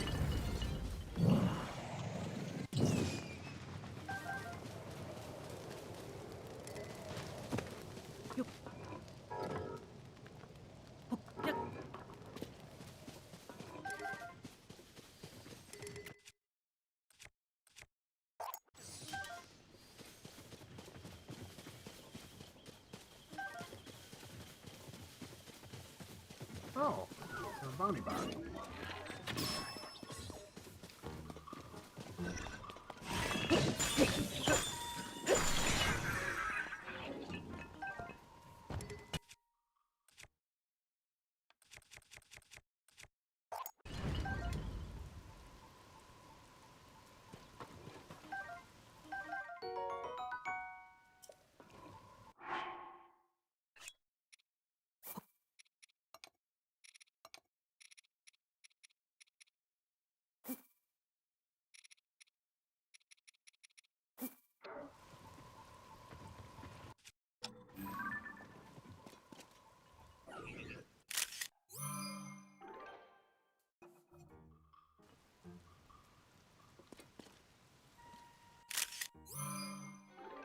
And take those pictures. There. Oh, hey.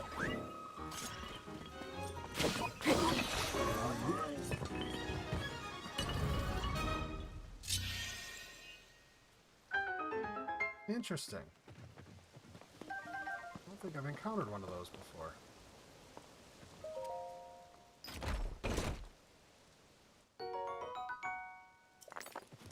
What a haul.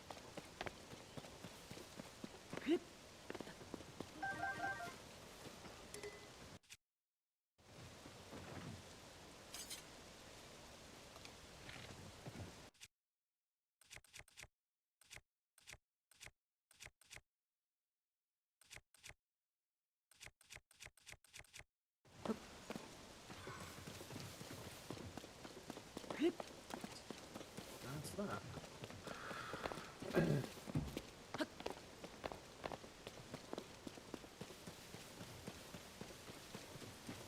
the shrine. Yep, that's it. I'm gonna grab this here mushroom.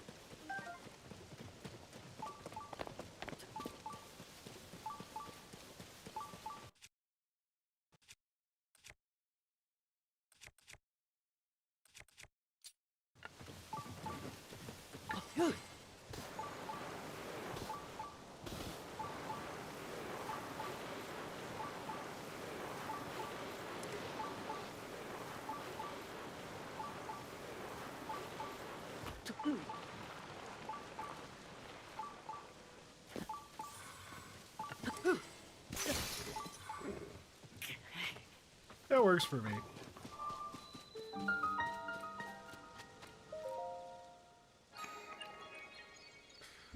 Oh.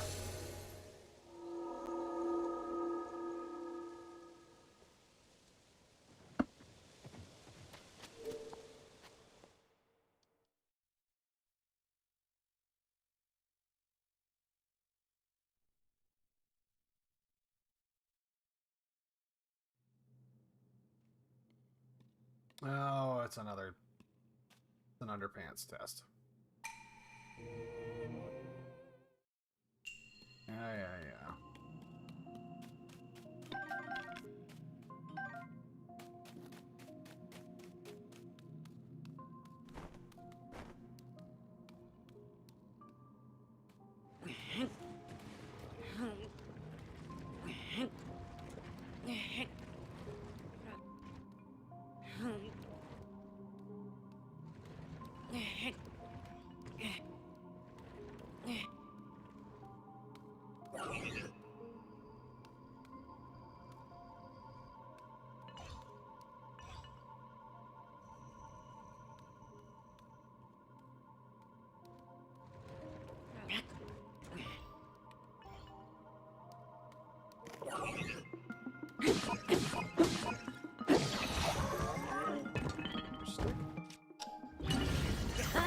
Well, that's not quite what I had in mind, but that'll work.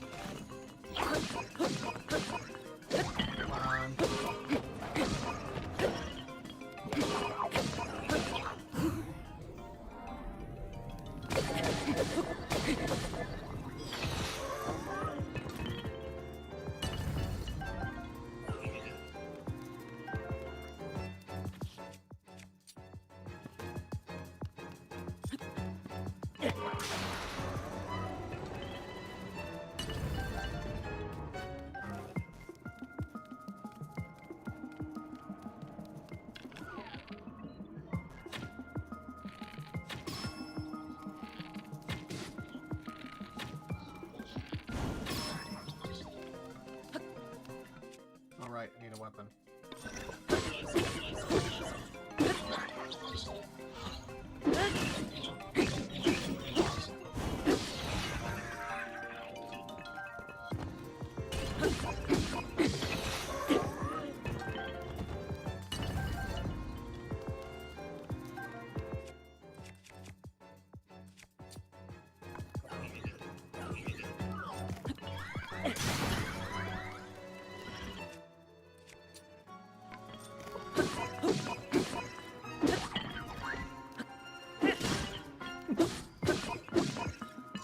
I really do enjoy these little trials though. Like they're a bit annoying when they show up. Like when you're doing these little shrines, like it's annoying because you're like, whatever, but it's only annoying because you can't like blast through it. Like you have to put a little bit of effort in. But it's like I feel like it would probably be a little bit better if, in addition to the removing of like all of your hearts and your equipment and shit, I feel like it would work a lot better if they also limited the heart supply you have. You know, like, they remove the supply, and they remove your stamina as well, like...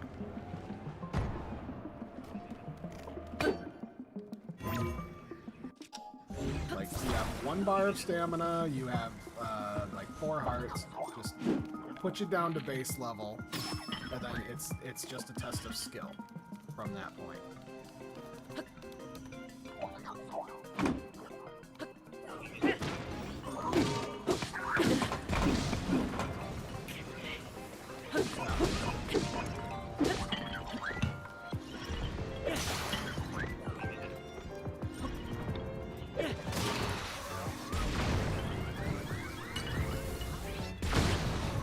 Well, I had that coming.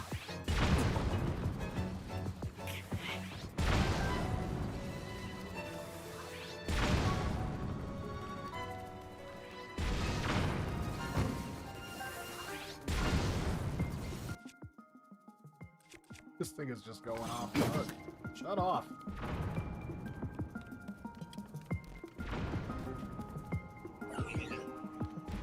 Oh, it's just driving around on its own, making problems.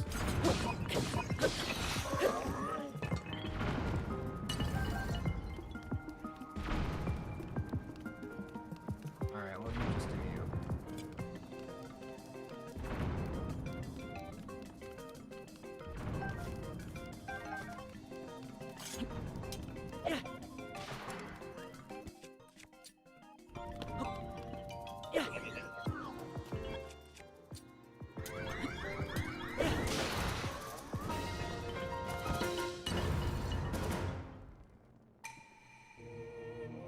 Right on.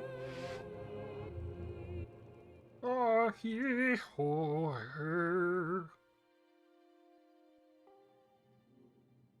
There we go.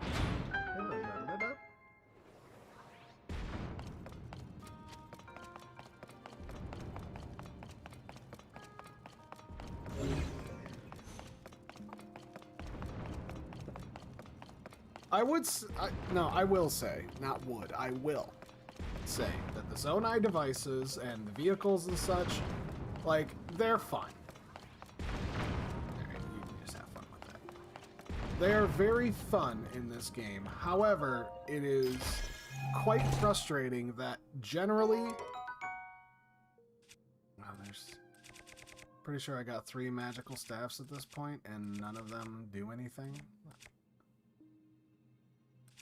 Yeah, I've got...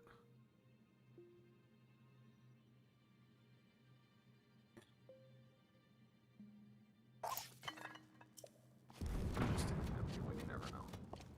What's behind door number 3? Power of Friendship. I've checked behind every single shrine that I've done, and there's not been 1 extra chest behind it, and I'm very disappointed. Anyways, what I was saying is, I feel like that the Zonai devices themselves, like, again, they're fun. It's really cool. Banjo-Kazooie nuts and bolts did it first, but that's neither here nor there. So, excuse me. The frustrating part is that when you first get out in the world, you've got 1 charge of a battery. Like, you've got 1, like, 3 charge battery, and for the most part, the devices don't really do anything. I think you start off with, like, you have a fan, you have, like, the glider bird, and maybe, I don't know, like a shock or something, maybe a flame emitter. Like, those are the first ones that you get from, like, the initial island that you start off on. Like, it's not anything good. It's enough to function. But I found that generally, if you were to just, like, if you just kind of like muscle your way where you're trying to go, it takes less time to just run there for the most part than it does for you to spend the time building a Zonai device that works. Because there's a lot of testing, and I guess that's where the auto build comes in. You spend a little bit of time, you know, like the hover bike thing where it's just a handle and 2 fans. And from there, it's just, you know, you just kind of put it together and hope for the best. I really feel like I need to do a bit of color correction on this, though. Let me see.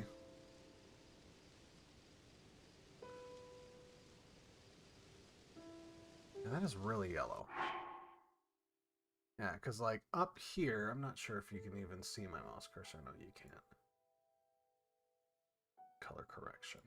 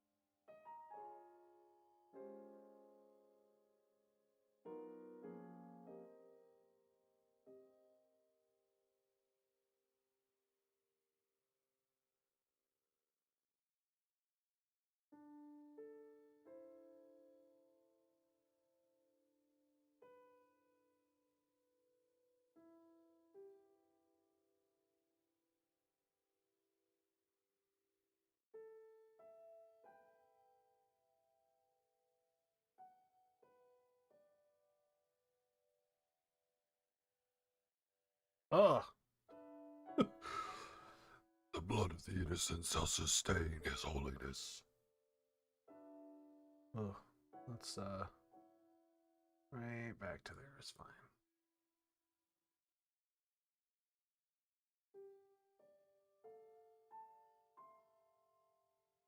It's just like everything has this gross, like, it's like a pea. Like a pea yellow hue.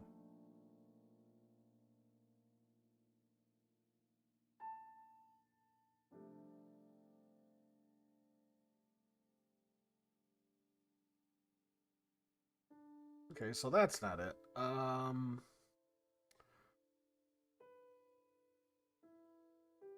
key?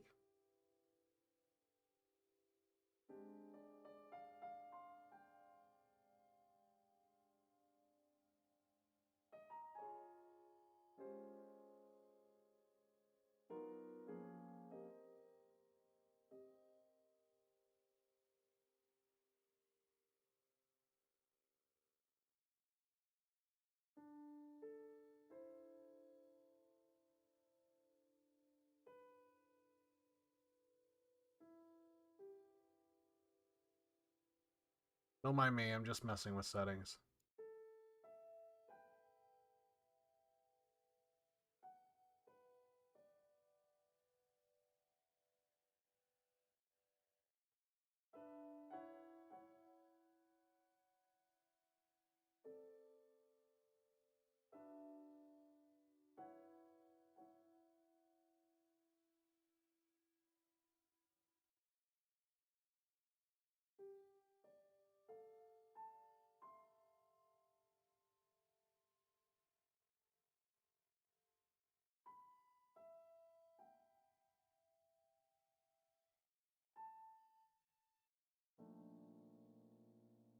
Woof.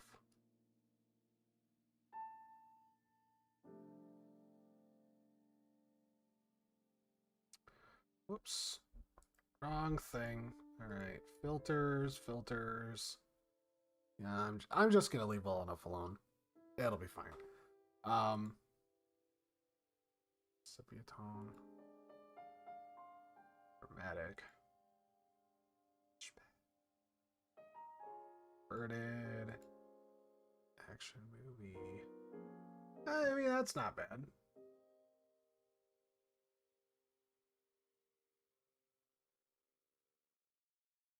I mean, the colors pop a little bit better with this. It's just, you know, like there's like up there, the gray tones are just kind of weird.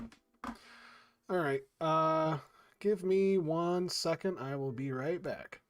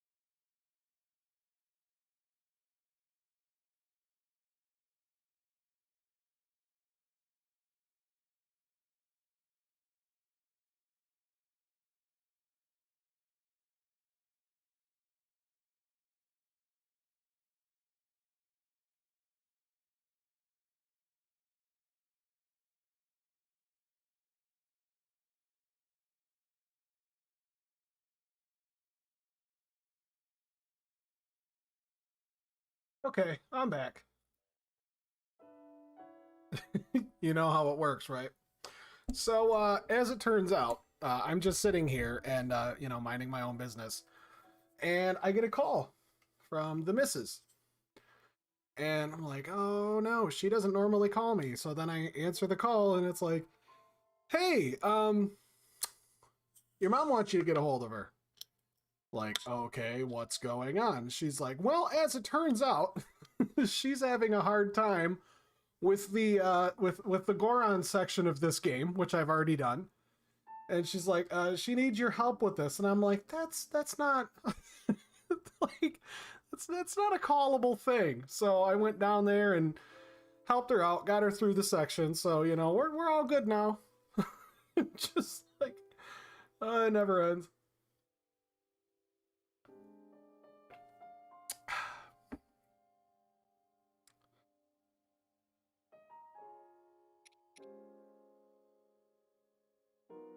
All right. Where was I? I just finished that shrine.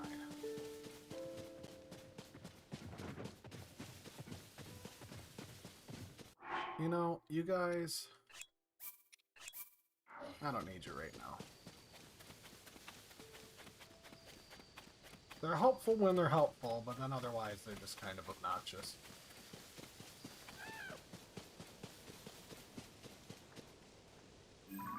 Oh wow, that's a very, very big bridge.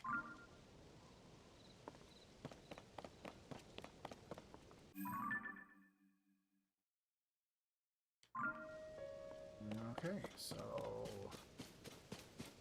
now we're gonna get over here to Tingle Island, I guess. See what happens.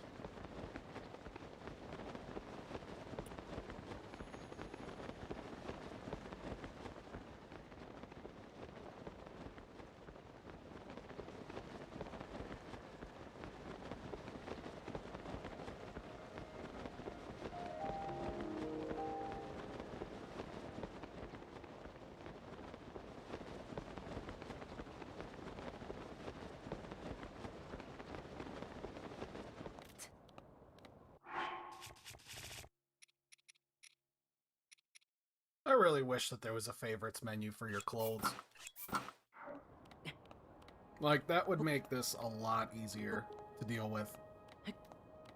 Because, like, you don't exactly have any easy way to manage your clothes. Or at least, like, having a button that lets you, determine which ones you want to see, like, in a favorites menu sort of thing, so that way you can just, like, switch back and forth between the ones you like. Because I've actually sold quite a few pieces of clothing, because I'm like, I got it, but I never use it, and I'm not interested in using it.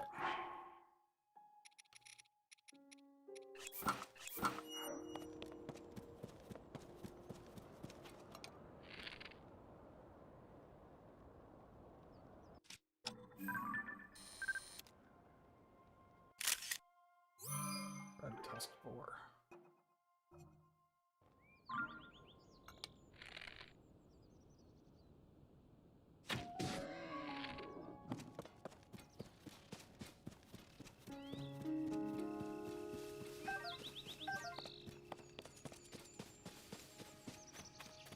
Well, that's not suspicious.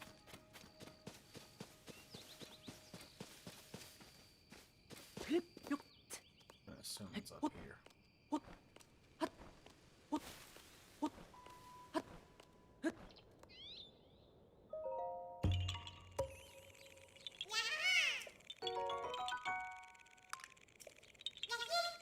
That's it? Okay.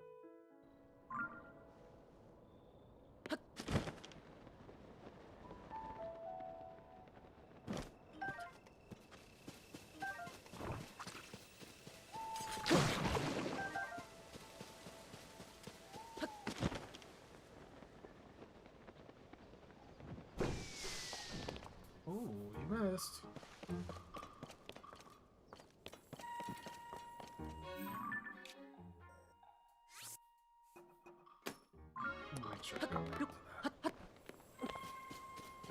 that.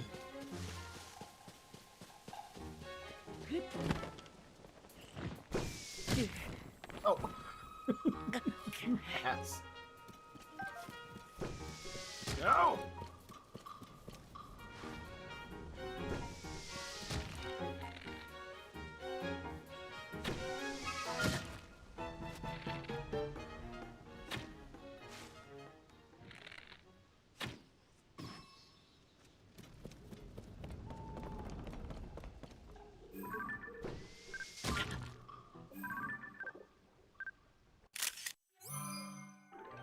Pigeon.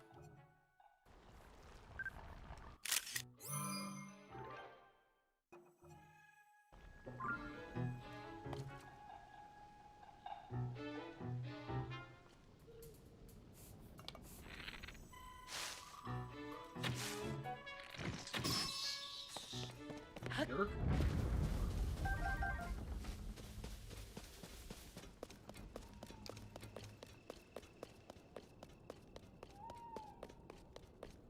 Ooh, man, that vertigo. You'd never catch me doing this. I have a horrible, horrible fear of heights.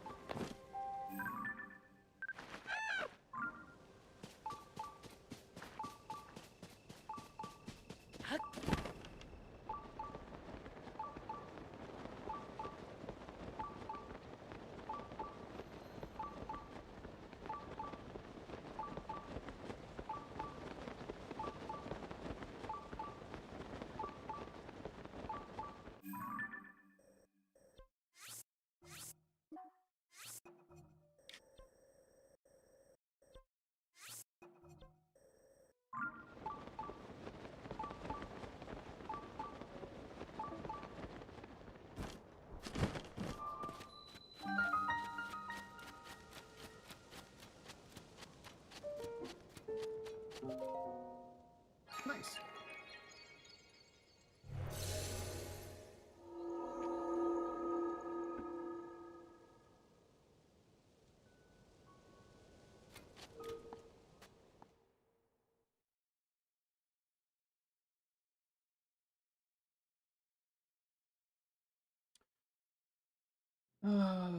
Yeah. Beat up Terry. He's the one that's always hooting his horn. Okay, what's this one? A well-timed bounce. Sure, this will be fun.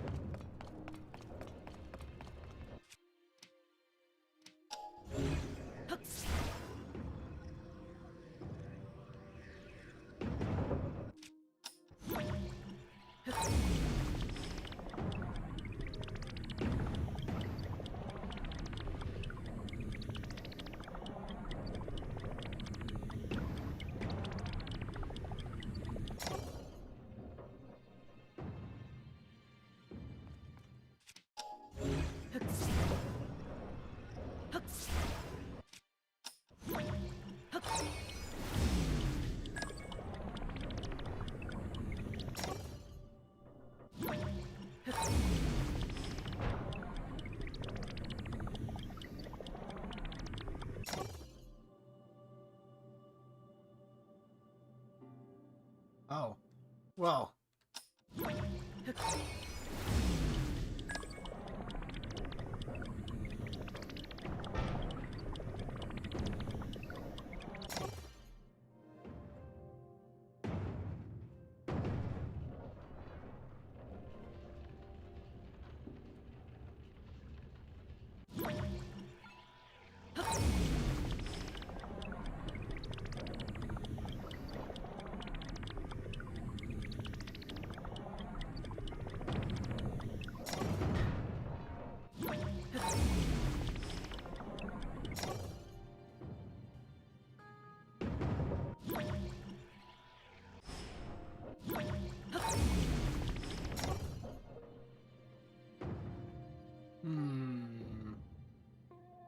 right track.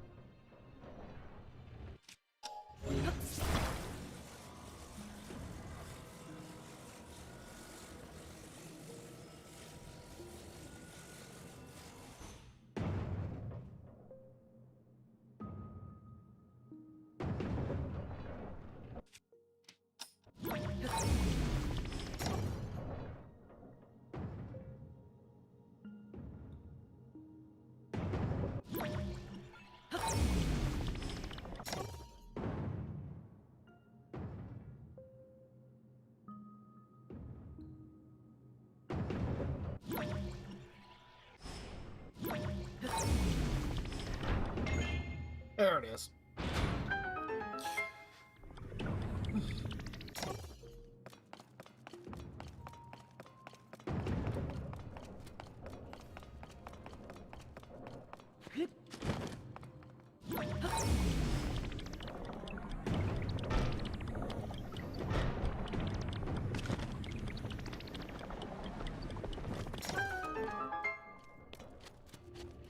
Got a bonus chest in here?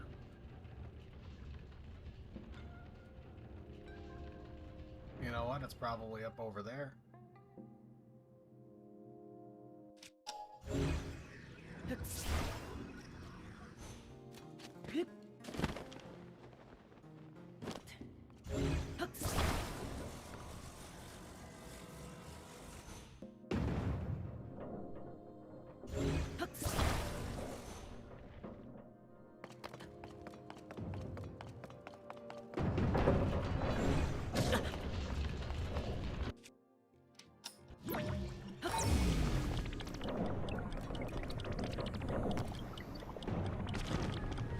Yep, I thought so. It looked like a nice spot for a ooh, 5 bomb flowers. What a haul. Like, at least those are useful. Like, here's a stick that'll break. Is there anything besides friendship back here?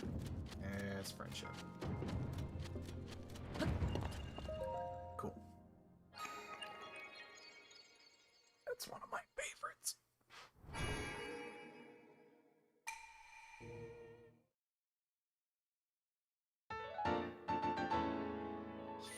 Cool. You get another heart.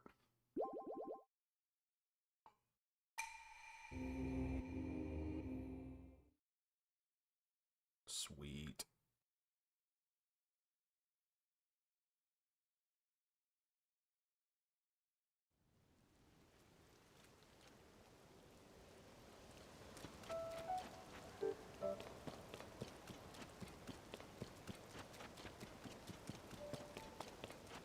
Okay, so I do have the medallion, so I can warp myself back.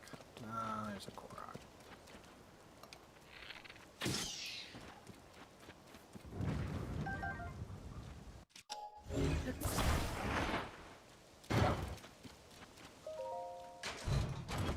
What's in here? I'm not switching out for that.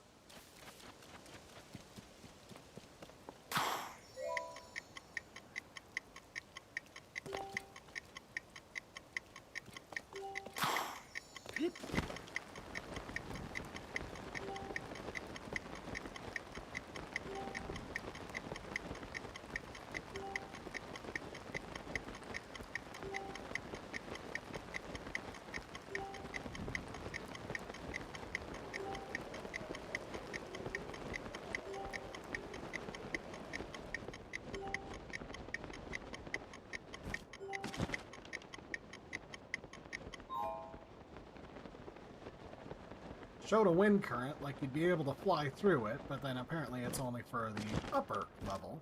So let's just try this again. Piss off. Nobody wants you.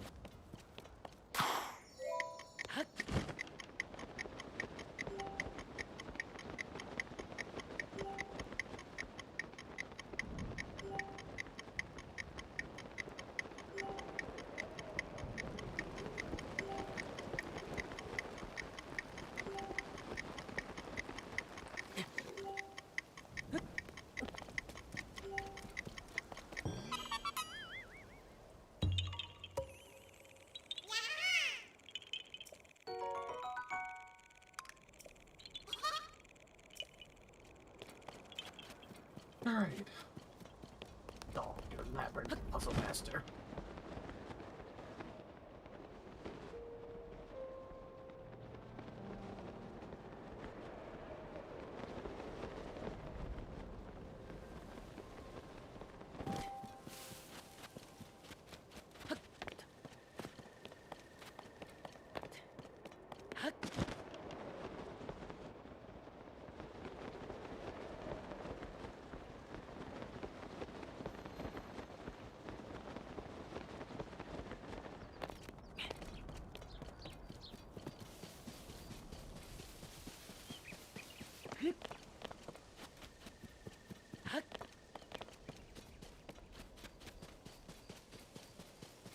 So, this is actually going to be the first time that I've tried this out. Chunky. Key items. Cool. Now I can warp back to this spot whenever I please.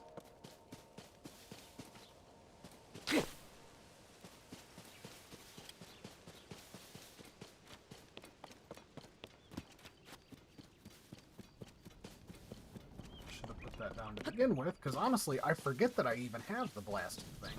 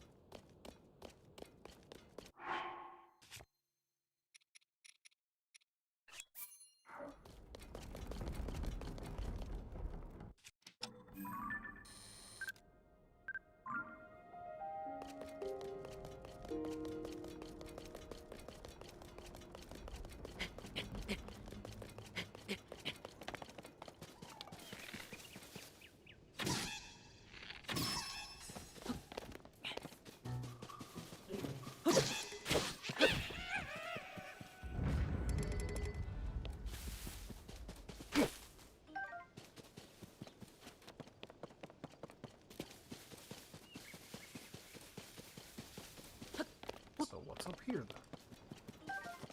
then? Anything special? Doesn't look like it.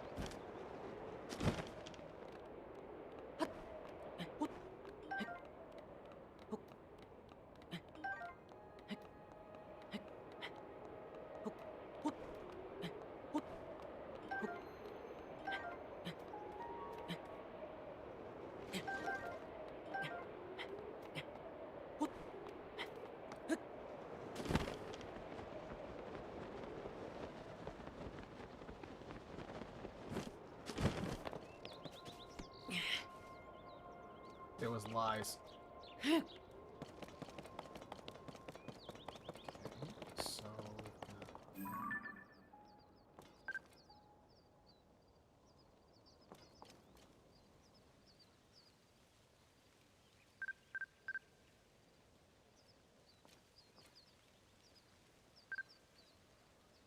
on.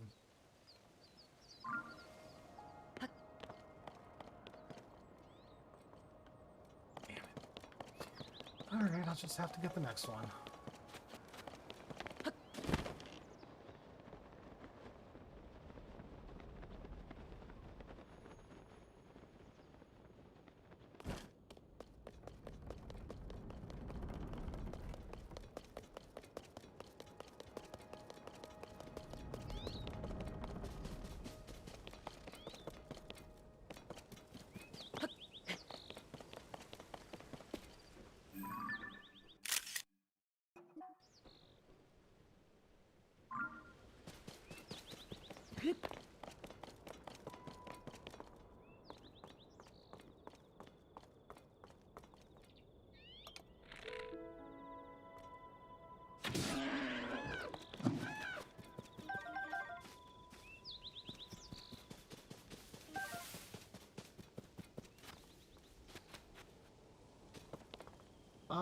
That's odd. Very odd.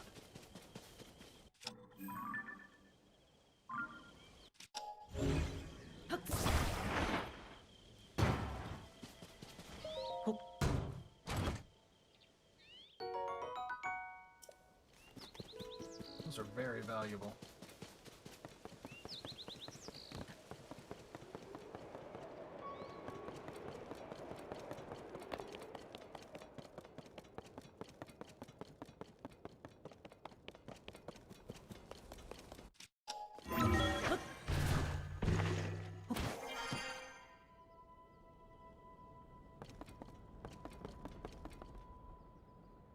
So, not much point to that other than just being a little itch, I guess. I'm gonna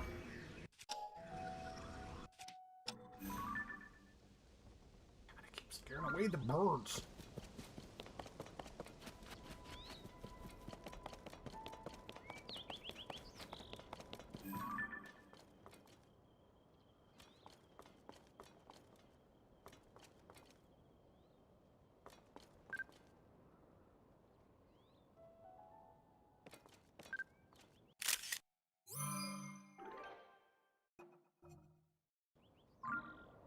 I'm using a controller that's like an actual like plug-in one, and it doesn't have motion controls or vibration in it, and it has to be wired all the time.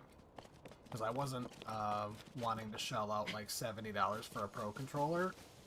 I just wanted like a controller for the Switch because the Joy-Cons suck butt.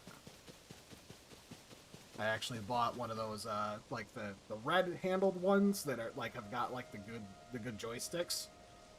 And they got like programmable buttons or whatever, but they were like $50. It was $50 for these freaking things. And they ended up starting to drift. And they're supposed to be like Pro controllers, but they also don't have any they don't have any of the stuff. Like no amiibo support, no vibration, no gyros, nothing. It's just a straight up set of controllers for people with, you know, hands. And it was really, really frustrating because I'm like, I spent a good amount of money on that. Like, I have not bought a pair of Joy-Cons, and I refuse to.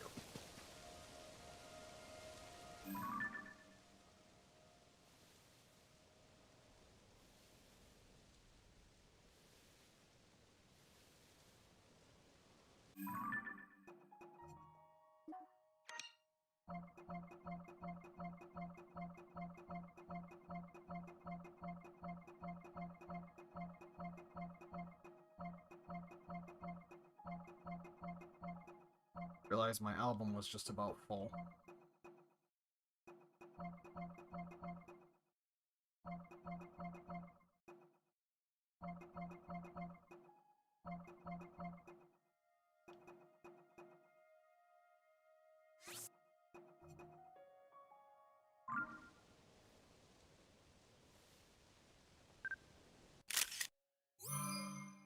I'll take it. Works for me. Okay, so...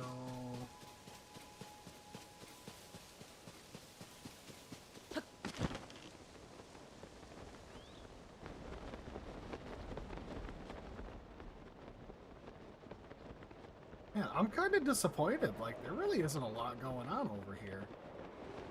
I mean, it's cool to explore, but like, it's really upsetting that there isn't really squat here to look at. There's no like caverns or loot or anything.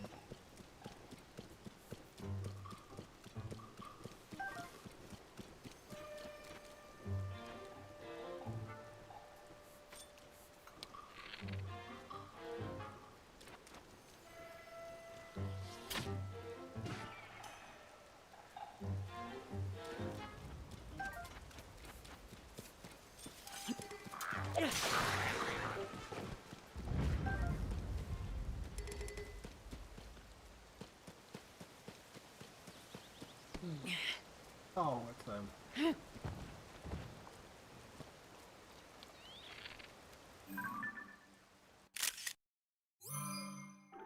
Take a boar.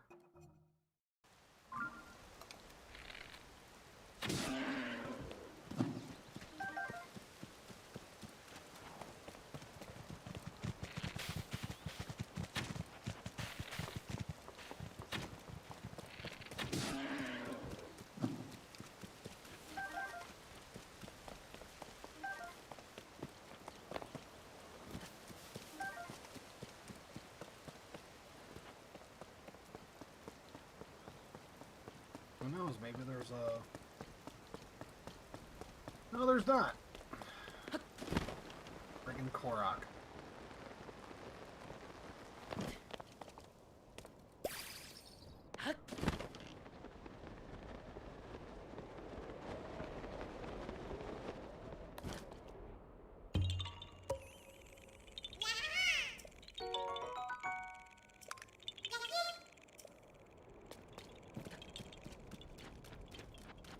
All right.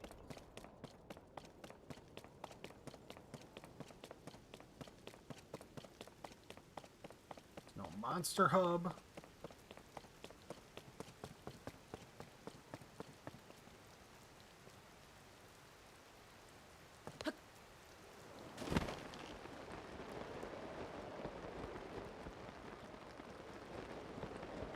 Full of boulders. That is about it. So that's all there was.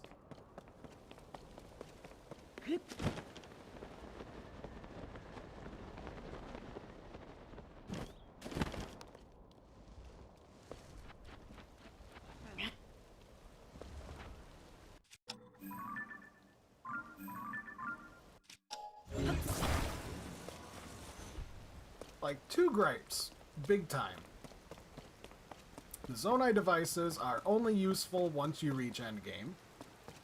Half the time it's not even necessary for you to really use them.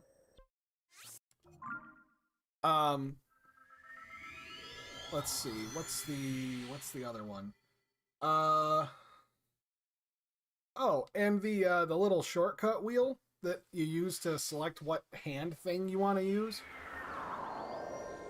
That should be customizable. So, like, I don't use amiibos, and the map and that are completely unnecessary. And there should be a favorites menu for clothing.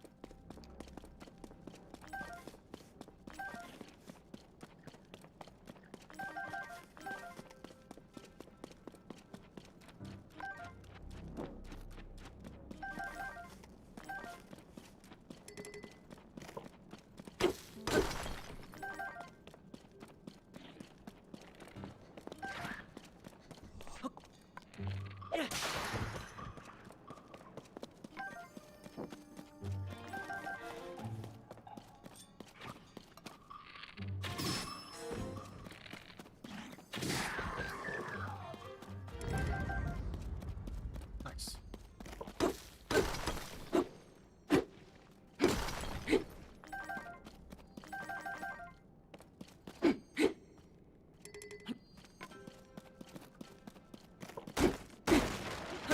Yeah, but other than that, it's I guess it's probably just like the ease of access stuff here and there. It's like it's real easy to have fun.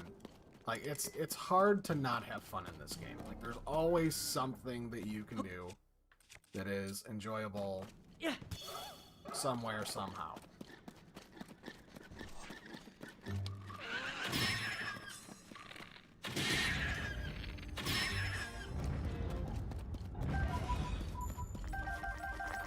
Not to mention, with all the tools and stuff at your disposal, like, there's so many different ways that you can play this.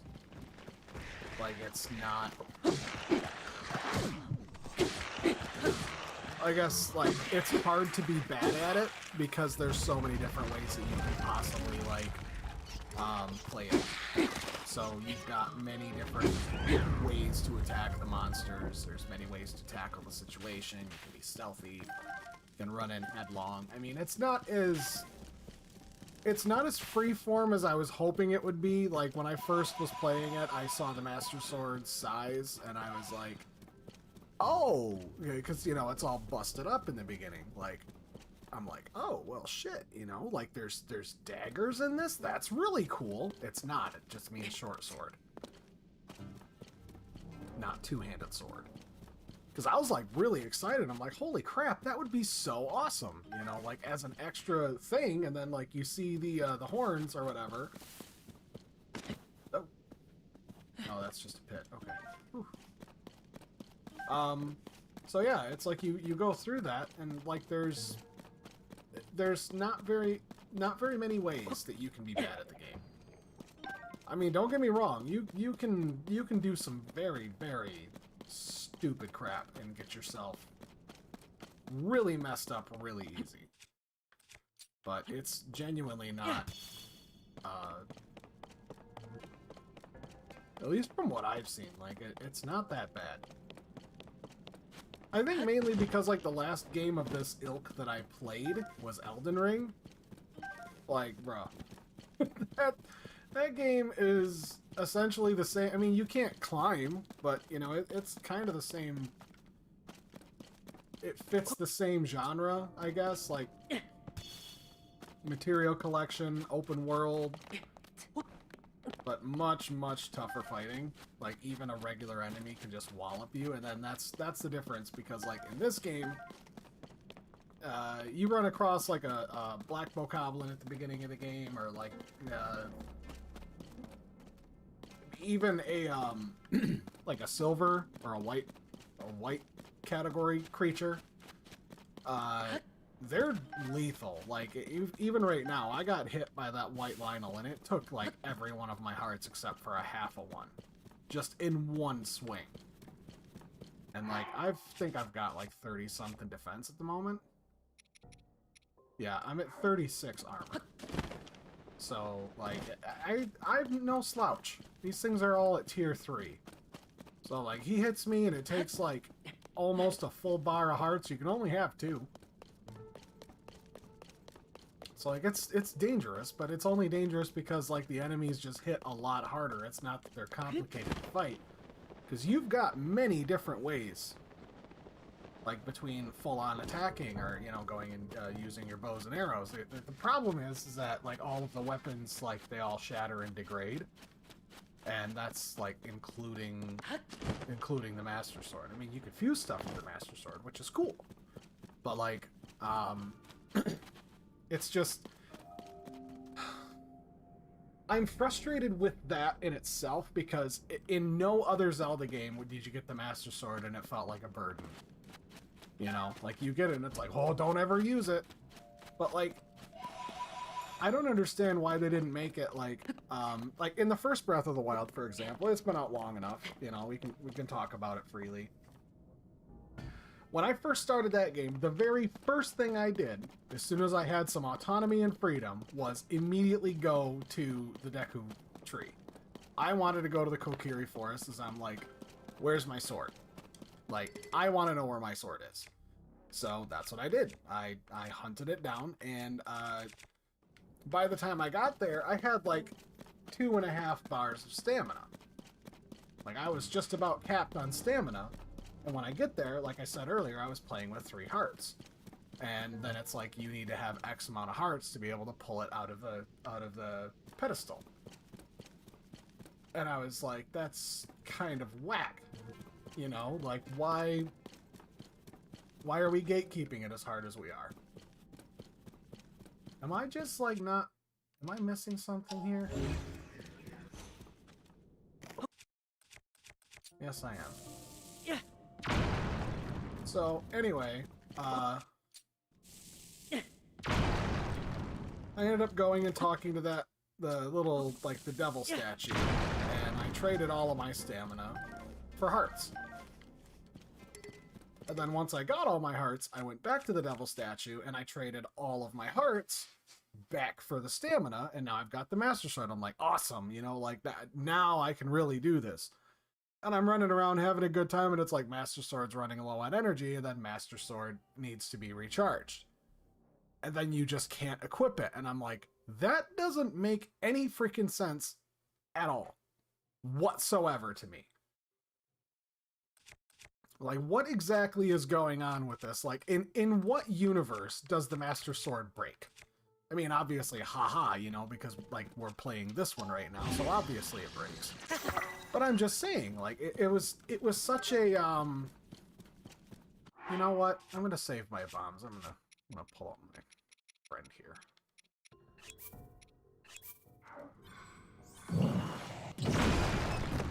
Be a lot easier. So, I'm like, what is the point of having the Master Sword if it's just gonna break? You know? And by the time I'm like, you know, oh, maybe it'll get more durability, like, the farther you go along in the shrines and you're doing stuff, like, maybe it'll get more durable. No, it doesn't. It never gets more powerful. The only thing that happens to the Master Sword is whenever you're fighting any, like, Calamity-esque boss, or anything that's, like, directly involved in Ganon's power, and this is the first Breath of the Wild, mind you, it would just hit harder, I guess. Like, its attack power would double. But it could still break.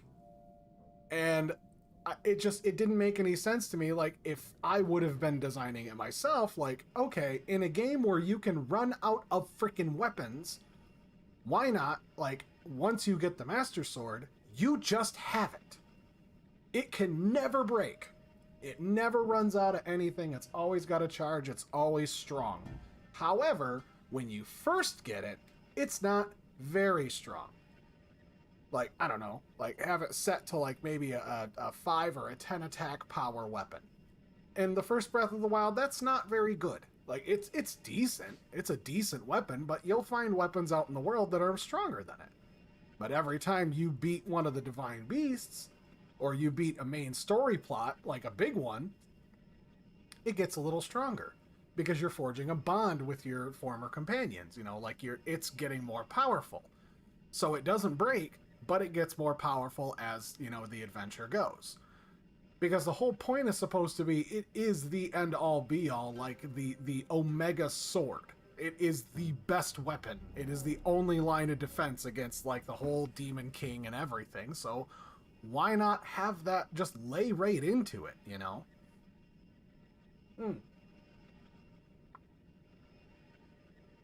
Or better yet,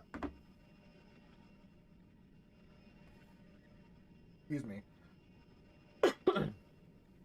every time you beat a main story plot, it gets a little bit more powerful, or it gets more durability. But when it runs out of energy, it becomes half as powerful as it normally does, but it just still takes a while for it to recharge, unless you're fighting something that has to do with the Calamity or Gloom. You know, like, I don't get why they throttle it. Like, why they go and throttle the amount of fun you can have, because it's like, oh, the mechanics, the weapons, or whatever. Yeah, okay, so, you know, yeah, you got the Master Sword, that's all cool and everything, but, have you tried fusing a fucking flamethrower to a stick? You know, like, not everybody's gonna run around and be like, oh, Sword of Evil's Bane, and running around with that. Like, not everybody's gonna do that. But everybody is going to want to try fusing a rocket to a stick and throwing it at somebody, or putting it on the tip of a spear and chucking it at somebody. It's like, that's, of course, that's freaking hilarious. Who doesn't want to do that? But, like, that's where I feel like they're missing the point of it, because in every other Zelda, Like, what? Like, you start off with a basic sword that's like not really anything good. Then you have the call to adventure, and then eventually you get the Master Sword. And whether it's, you know, like Wind Waker or Skyward Sword, where you have to like actually upgrade it, but they've been letting you get a sword and upgrade your sword throughout the entire series for a very long time. That's what's, you know, fun about it. It's supposed to be an RPG, but like, I enjoy the whole like don't get attached to your weapon sort of thing, because it causes a little bit of longevity to work in the game. Like, there's an economy with weapons, but I feel like everything in this game is just made out of paper.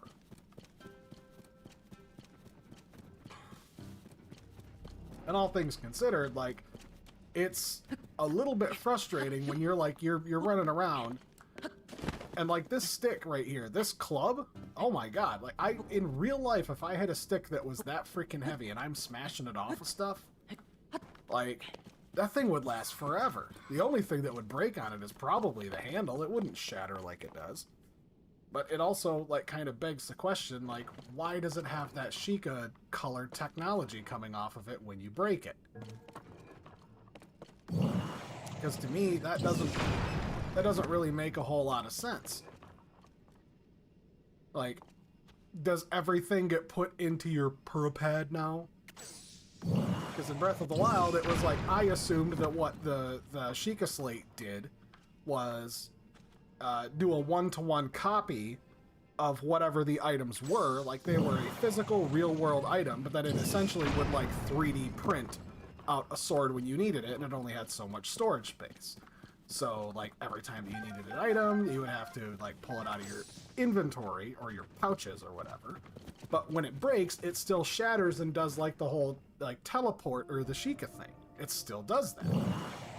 I'm like, I don't understand why they've got that as the thing, because when you teleport, yeah, I mean, that makes sense, because you're using the pad to teleport, and that's just how it works. But when it comes to, like, the weapons and stuff, that doesn't make very much sense. At least to me, anyway.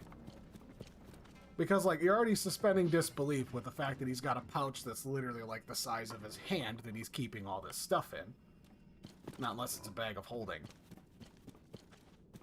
But it's, just kind of odd to me that they have it, formatted that way. Because in addition to that, like, one of the other bits that I was thinking about is, like, where exactly this game kind of fits in the timeline. Because I've only done, the Goron area, and I've just been kind of running around exploring stuff, kind of cavalier. And I found her. I don't remember exactly how I found her. I was just flying through the clouds, and then I got on a quest, and then I did some stuff, and there she is. But, because I've already, like, I got the Master Sword, so, you know, that I figured that out. That was its own bag of cats. But, like, it looks like the Master Sword does in the other versions of the game, which is, you know, that's really good. However, the issue that I have is in no other game other than one has the Master Sword ever behaved like it does in this game. Now, I've seen a couple theories where, you know, like they're saying it could be like the Wind Waker timeline, which I completely agree, but not for the reasons that I've heard. The reasons that, like, from what I'm seeing here, is that when you first encounter Ganon down there, he knows exactly who Zelda is. Like, he looks at her just full on, I know exactly who you are. But when he looks at Link, and you must be Link, the way that he says that, he has no idea who that is. You know why? Because I'm pretty sure, in fact, I'm positive, that the Wind Waker timeline is, in fact, the timeline where adult Link was sent back to relive his childhood by Zelda in Ocarina of Time. Now, don't quote me, but I'm fairly sure that when you were playing the Wind Waker, in the opening cutscene, Ganon comes back. He breaks out of the Sacred Realm, as he does. That's kind of his whole MO. He's a bit of a bad guy, and he does bad guy stuff, so it's to be expected. So he breaks out of the Sacred Realm, and the people are like, oh shit, Ganon's back. We need our hero. Where's our hero? Well, technically you don't have one now, because Zelda sent the adult Link back in time to relive his childhood. She used the Ocarina of Time to do so. So in that timeline, she still has the Ocarina of Time.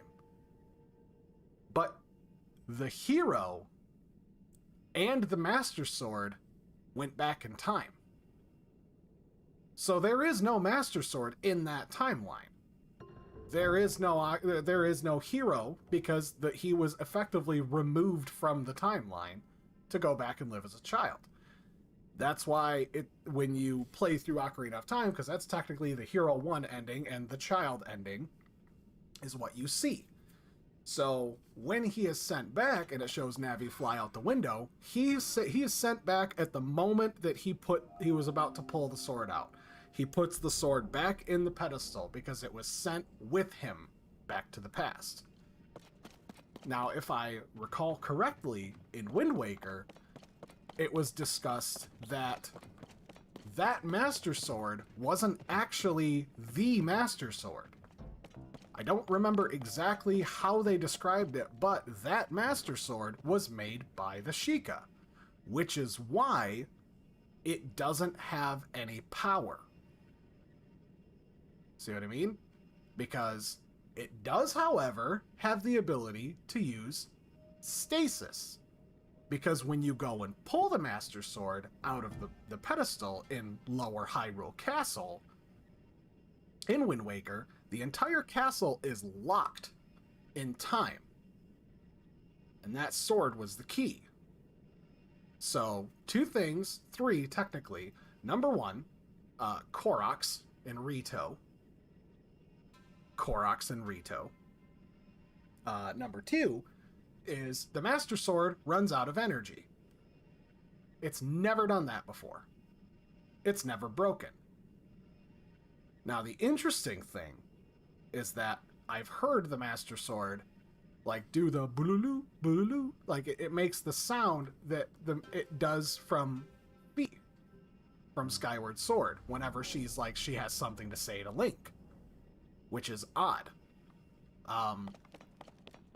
So I haven't quite gotten that far in here. I don't know if they go any further with it, but regardless, let's move on to the next part. So you've got the Koroks, the Rito, and you've got a Master Sword that requires energy in order to be used. It has the ability to use stasis, and it's made by the Sheikah. So this one has a lot of similarities for the original Master Sword. But in no other game where the Master Sword was present does it ever run out of energy. Now, it's probably some funny explanation that's just, to explain why you can't rely on it because you have to use all the other mechanics for the game in order to do things. But they don't put anything in these games without a reason. There's no amount of lore anywhere that's ever put into this game without there being a direct frickin' purpose of it. So, at the end of Wind Waker, well, first of all, when you go and try to save your sister where the heck were you trying to go, pal? Anyways, when you go to the fortress and you try to save your sister from, the Ganon pirates for the first time,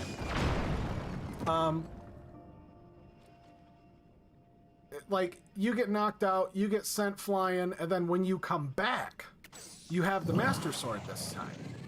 And then you go up against Ganon, and it doesn't look like the Master Sword really does. It looks like it's all folded up and it's small and and he's like, oh, because first of all, that is the Ganon that's from Ocarina of Time. It's the same one. He's just been hanging out for a long time. But by the time that you get there, that Master Sword has been stuck at the bottom of Hyrule Castle, locked in stasis this entire time, and it used up all of its energy to keep everything locked away. Now, from Breath of the Wild, we know that the Sheikah have somehow managed to use some sort of technology to use time. They've been able to manipulate that in one way or another.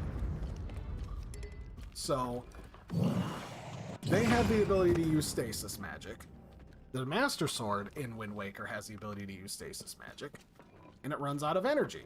And it's made by the Sheikah because it's not an exact Master Sword, it's a copy. It's the best copy they could come up with considering what was going on.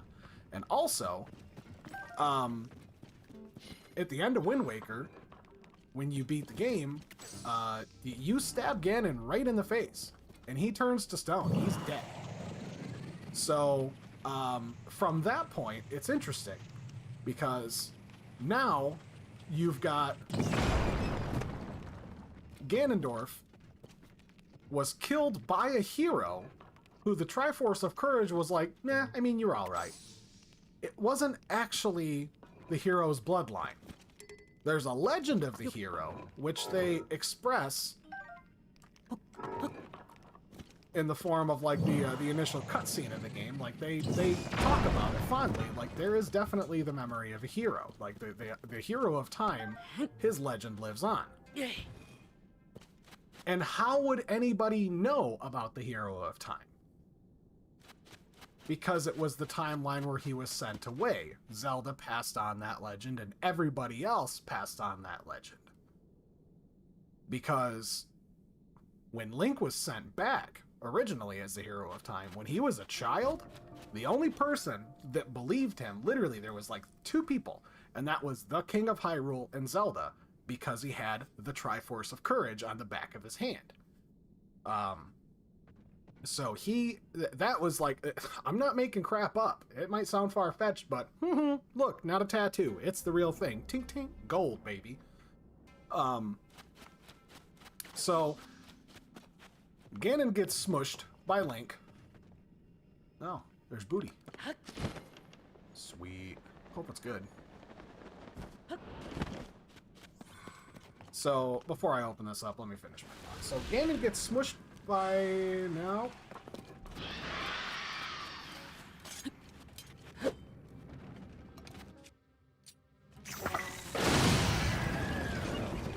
That'll do it.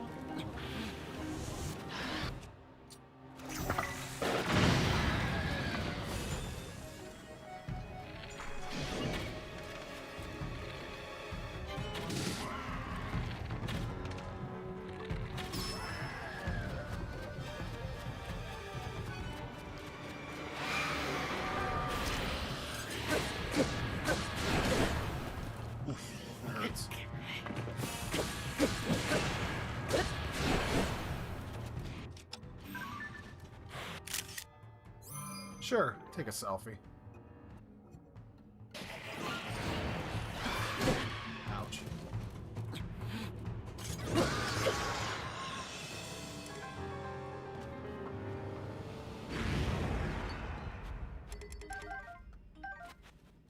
Take that bow, though. Really nice.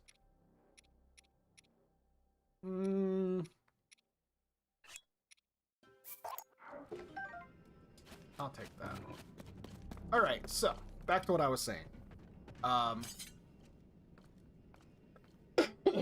End of Wind Waker. End of Wind Waker, Ganon gets stabbed by Link. Effectively, that kills him. He's dead.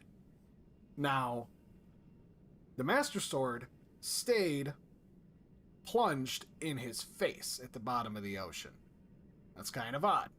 So, from this point, if you look at the way most of the world of Hyrule is framed in this game, it looks an awful lot like most of it was underwater at one point in time or another. And all of the land masses look an awful lot like they used to be islands. There's a lot of really tall peaks and valleys that never really used to be there from what I can recall in the other Zeldas. Then again, it's graphical limitations, but go with me on this. So you see at the end of Wind Waker, I'm trying to retract my thought here. That Phantom Ganon kind of threw me off. So Ganon dies, Master Sword is put back in his face, and from that point in time, it remains underwater where it's at, blah. However much time has passed, now we get to Breath of the Wild. The first one, I should say. And now we've got, let's see, we've got the sages, but it's a bit different now. And there is, it's like all of the Zelda items are in this game. That from what I have seen, there's plenty. We've got references to Twilight Princess, we've got references to the Hero of Time, we've got references to Wind Waker, like everything that I have seen so far is all within the same timeline, because one of the other things is that the Hero of Time, when he was sent back as a child, like that's from Twilight Princess, so I'm thinking that all the timelines are like either converging or they're just fun Easter egg items, but I think that canonically, we're sitting in the Twilight, or not the Twilight, but the Wind Waker timeline,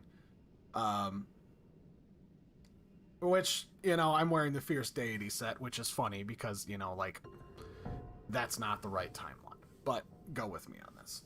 It's mainly just, it's revolving around the Master Sword that I've got these questions, because... And it could be blown out of the water from the fact that, like, the Master Sword was flashing blue and talking to Zelda. The only time it's ever made that sound and communicated was in Skyward Sword, which is supposed to be the very, very beginning of everything. So if the Master Sword was essentially sent back in time and pulled out of the Wind Waker timeline, and then the Sheikah made the sword, like, how did they manage to get Fi back in there? Because if she's in the sword, she is the sword, pulled out of the timeline, then, like, okay, where's she at then? Where'd she go? Where did you go from Cotton Eye Joe? But I'm not entirely sure, because, like, I haven't finished the game yet. However, like, from what I can see, there is enough reference, and there is enough, like, at least from what I can tell so far, there's enough evidence that's pointing towards the fact that right now we're sitting in the Wind Waker timeline, and also back to the, like, this current era of Link, or this current incarnation of, you know, this guy. It would make sense that people would name their child Link because of the legend. And canonically speaking here, with the amount of legend and the amount of tales that would be spun in all of the history books of, like, there's always a Zelda, there's always a Link. Link would be one of the most popular freaking names all over the world. Or all over Hyrule. Because everybody wants their kid to be cool. Everybody would want their kid to be a hero. So it'd be Link, Link 1, Link 2, Link 3, Link 4, you know. But that's not really how it works. But anyway, we have all of this vast Sheikah technology everywhere. Just up and down all over the place. It kind of shoots out of the ground and it's all just blam. It's all over the place. And then you beat Calamity Ganon, you save everybody, and then, like, it's Tears of the Kingdom now. And I am so confused by it. Because genuinely, there is no mention of any of it anywhere. Like, the closest two references that I have seen so far is this freaking helmet, which I know that there's others because I've seen my mom playing, so, like, she's got a couple of these other helmets for the other Divine Beasts. Now, Divine Beast helmet, all right, where's the Divine Beasts? You would think that if there was a giant fucking elephant next to your town for the better part of a century, and then it just up and disappears one day, that people would probably have a question or two, or at least have an answer of where it went. Not to mention, all of the spots where the Sheikah were, or all of the Sheikah shrines from the first Breath of the Wild, which canonically has happened, because that's how Link defeated Calamity to begin with and saved the world already. What happened to everybody else? What happened to all the shrines and all of that stuff? Like, is it we're just pretending it doesn't exist, or what? I don't know.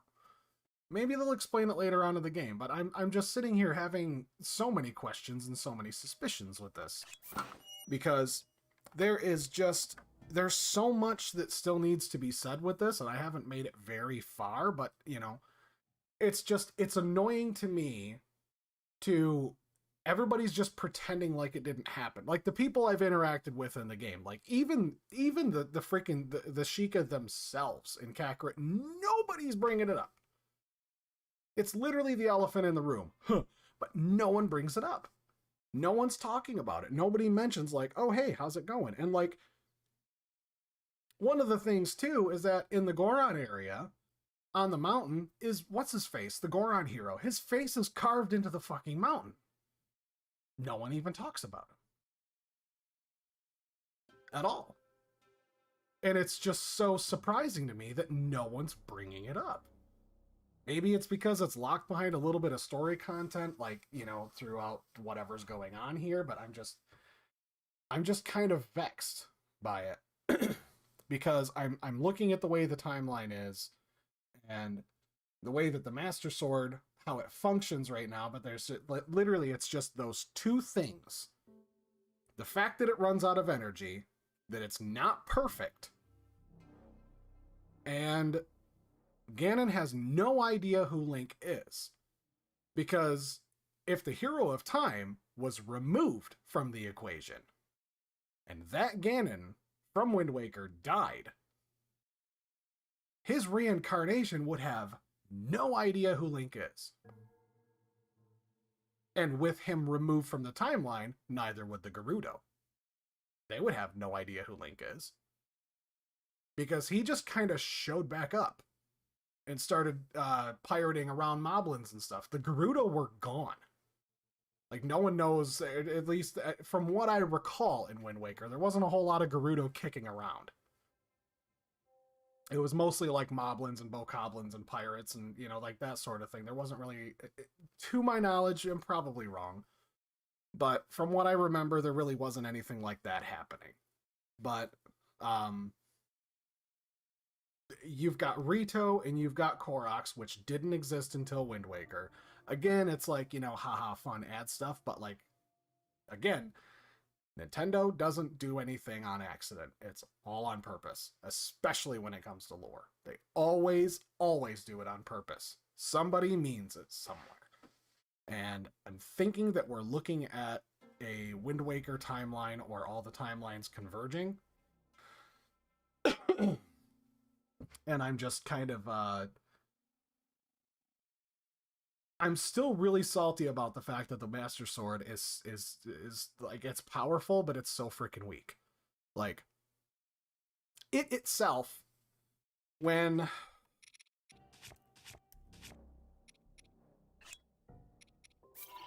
I destroy the fused material, it does not have any attack power. It shows nothing.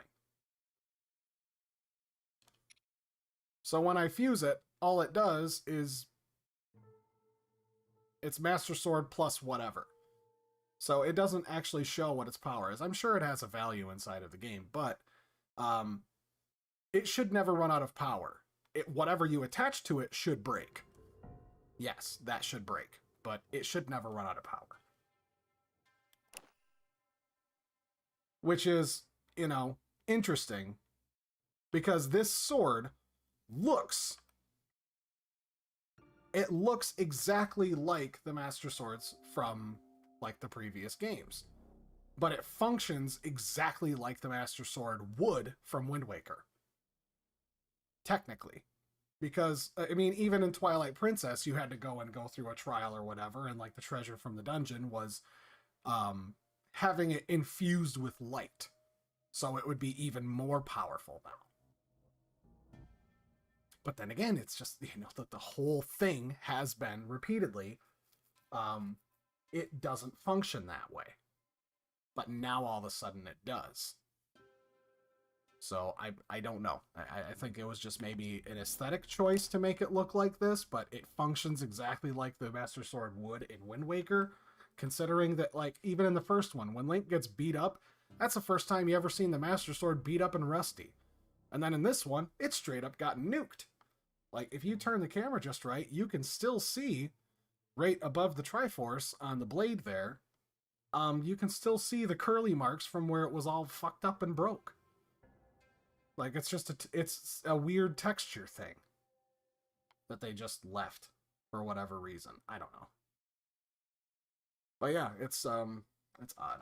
So I am going to finally open this chest. Let's see what we get.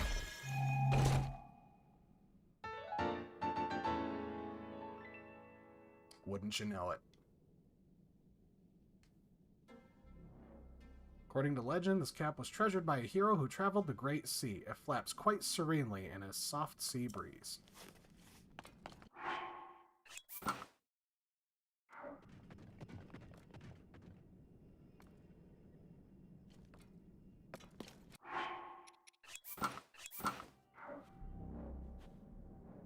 Wrong shade of green.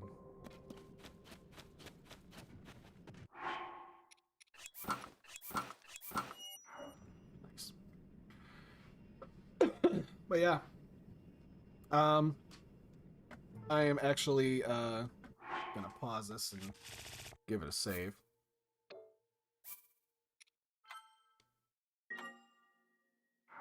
Because I have rambled for a good long time now, and it is getting close to 5:30, and I've got some chores that I need to do around the house before I forget for the day. So, I might be back. I'm not sure if I will, not sure if I won't. But, we'll see. But in the meantime, yeah. See you guys around. Bye-bye.